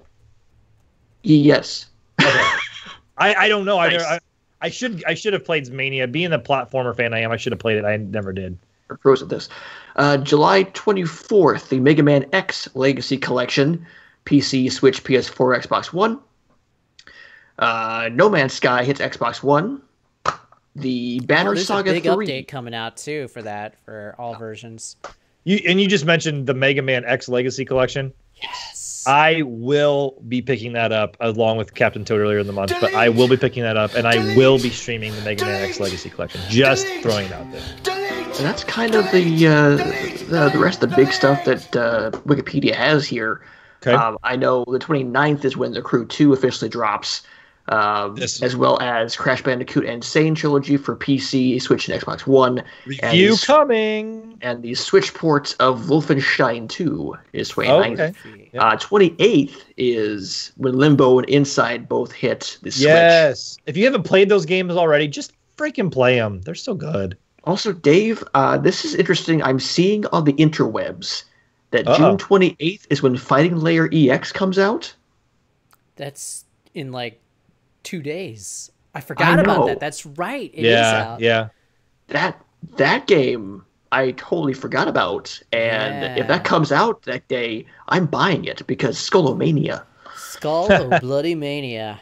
Also, today is when Lumines Remastered came out for PC, Switch, PS4, Xbox One. That'd be correct. $15 for that game.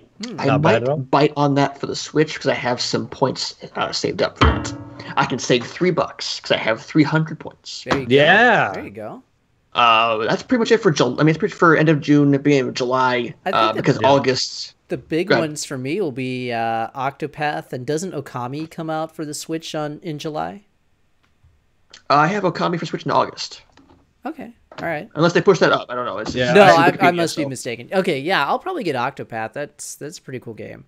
I have the demo. I haven't tried it yet. Play the demo. It is fun. I agree. And if you play the most recent demo, everything will transfer over when you get the full Yeah.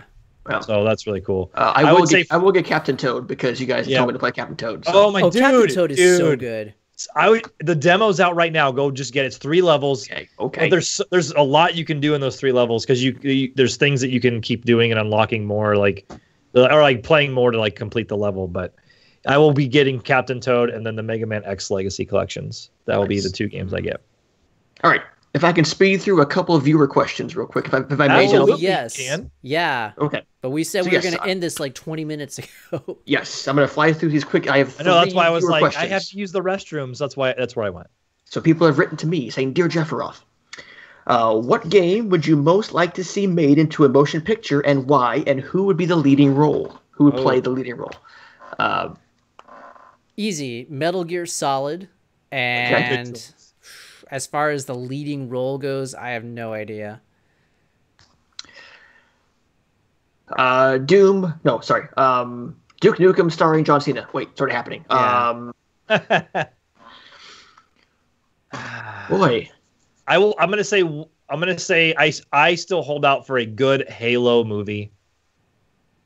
That'd be cool. That'd be cool. I don't know who would play the lead role. Channing Tatum. Done. Next. Who's that question from? My friend Ann. Okay. Thank you, my friend Ann.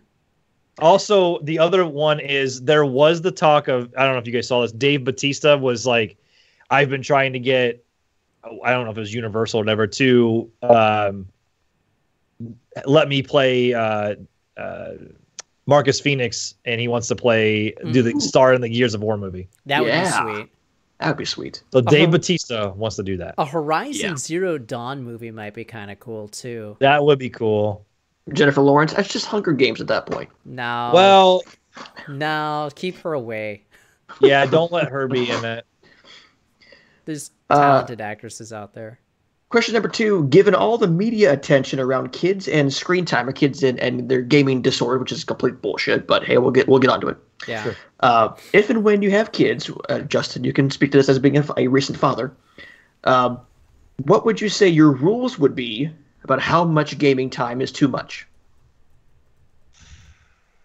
Well, I look back at what my parents did because my parents were very welcoming to me being creative in all ways, shapes, or form, but they were still strict. So I had to earn a lot of time, even when I was in school. Like obviously, like if I had homework, I was supposed to do it before I played games, that kind of stuff. You know, I was very active as a kid, so I was very athletic.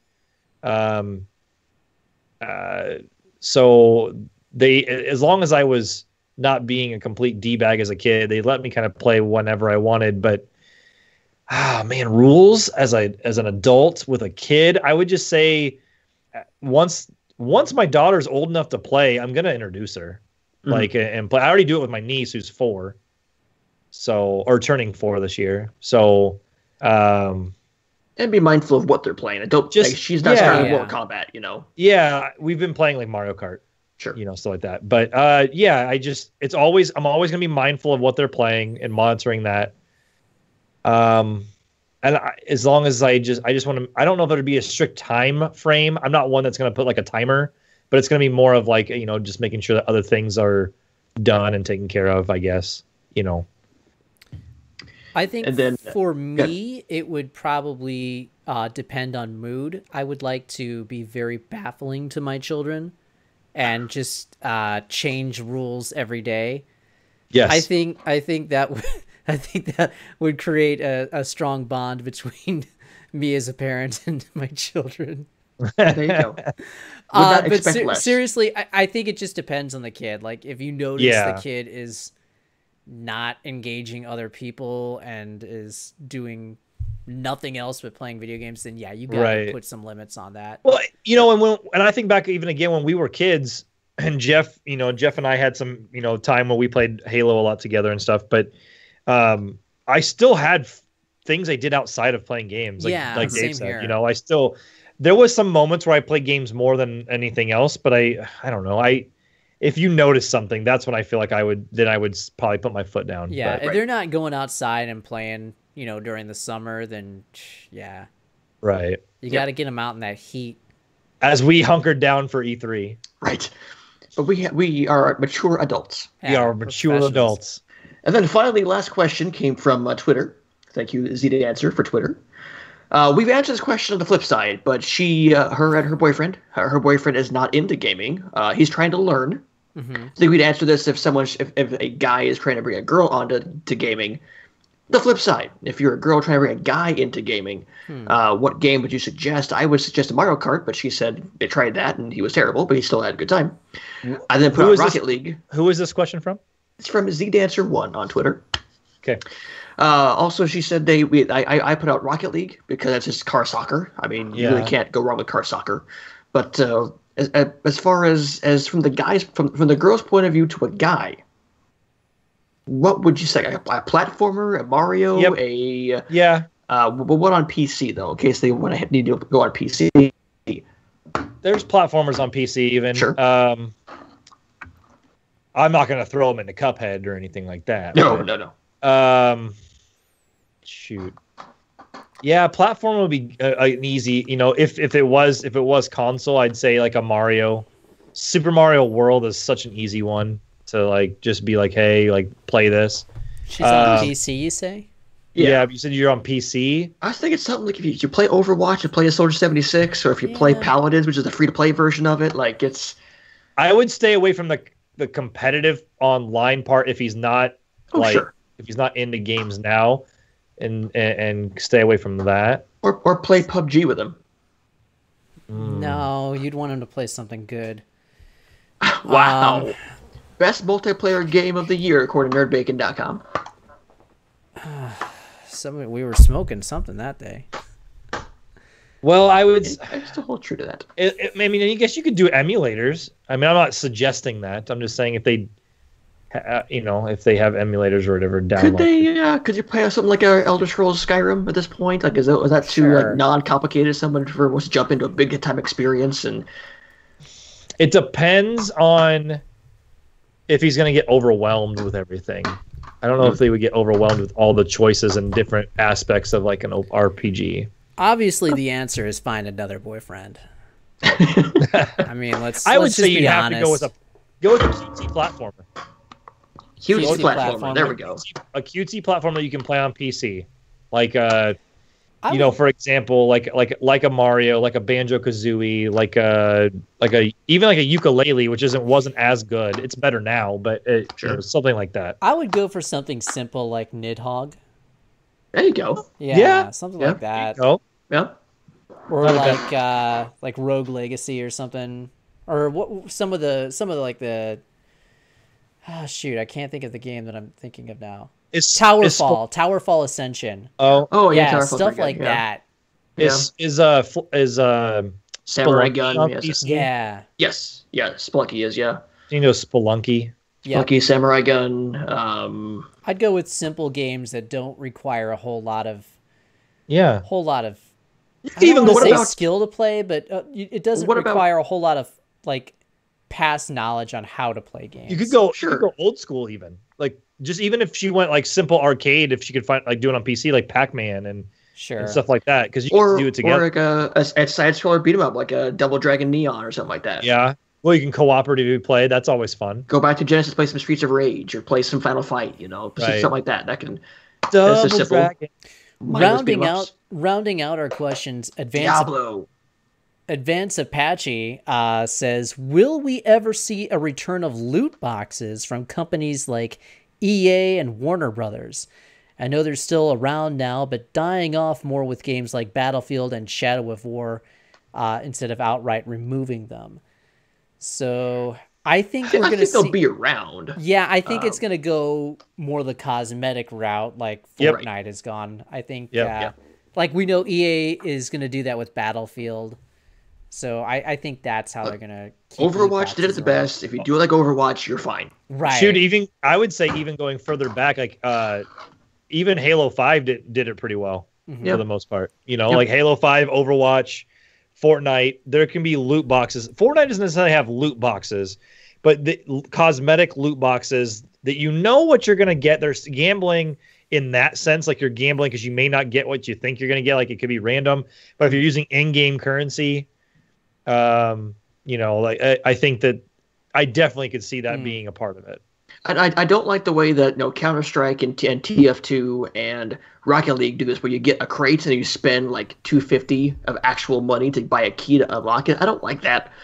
I still do it every now and then just to support them, I guess. But I'd rather like be cosmetic because they're just cosmetic anyway. Well, right. TF2 is a little different because TF2 actually has different properties to these guns and stuff. But and quick correction, EA doesn't have any loot boxes at all. They just have straight up purchases. So.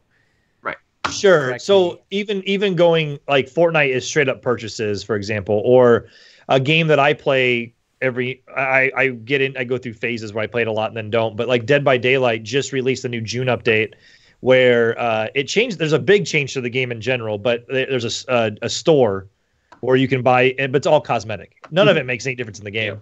If you want to look like a porn star in that game and a porn stash, you can. As I am wont to do. I think EA will kind of back off a little bit because of the backlash, but you'll still see it in games. Maybe not EA games, but you'll still see it in games. Right. Because Overwatch did it best, and they continue to do most things best. All right, fellas, let's stop talking for a while. It's been 2 hours. Do it. You can make sure you're following us here on the Mixer, on the Twitch, on the Facebook, on the YouTube, all the Nerd Bacon stuff. And actually, speaking to that, we owe Advance Apache a big thank you because not only did he follow us here on Mixer, he also followed the Nerd Bacon channel on Twitch. He also followed Level Up Justin on Twitch and Jefferoth on Twitch. Oh, hey, welcome to Advance Jefferoth Apache, Club. you are the MVP of the show. Thank you so much. That's right. Thank you for the support. So yes, people are watching. You can follow me on the Twitter at Jefferoth. Also twitch.tv/Jefferoth. Justin. You can follow me on Twitter and Instagram, both at Level Up Justin. You can follow me on twitch.tv/Level Up Justin. You can also follow me on Mixer at mixer.com/Level Up Justin. And now that I've also downloaded the YouTube, I will also be streaming on, downloaded the restream. I'll be streaming on YouTube, so I'll have Mixer, YouTube, and Twitch going at the same time. So you can follow me on any of those at Level Up Justin. And if you do, thank you so much. I really appreciate that because I'm going to be getting back into the streaming real soon. Very nice. Dave? I'm right here at NerdBacon, so twitch.tv/NerdBacon, and then our Mixer channel, NerdBacon, YouTube, NerdBacon, everything for the brand. You can also follow NerdBacon on Twitter, twitter.com/nerd_bacon. Yep. And then, what else do we have? You can follow me personally. Facebook. Yeah, Facebook, we're at NerdBacon, and of course, you can follow me at Dave the Watchman on Twitter. And there is a very newly active Instagram NerdBacon page. Yes. I still have no idea who runs it. Nice. We'll figure it out eventually. I still think that it's tied in with Facebook. And you will see a bunch of Nerd Baconeers streaming on this thing. Not just us. Yes. But also people in our community will also stream here as well. Also, special announcement. Keep your eyes open for end of July. I have something planned for hopefully all three of us as we get hype for our Evo trip. Nice. So keep your eyes peeled for end of July. I'll do something special for that involving fighting games. But for all of us at the Level Up Lariat podcast at nerdbacon.com, I am Jefferoth. I'm Dave the Watchman. And I'm Level Up Justin. Don't go all at once. And don't forget to make sure you're following us on Twitch, on Mixer, on YouTube, and audio. So Google Play and on your podcast app of choice. Until next week, game tasty, stay too sweet. We'll see you next week. Standing on the skyline, watching all the cars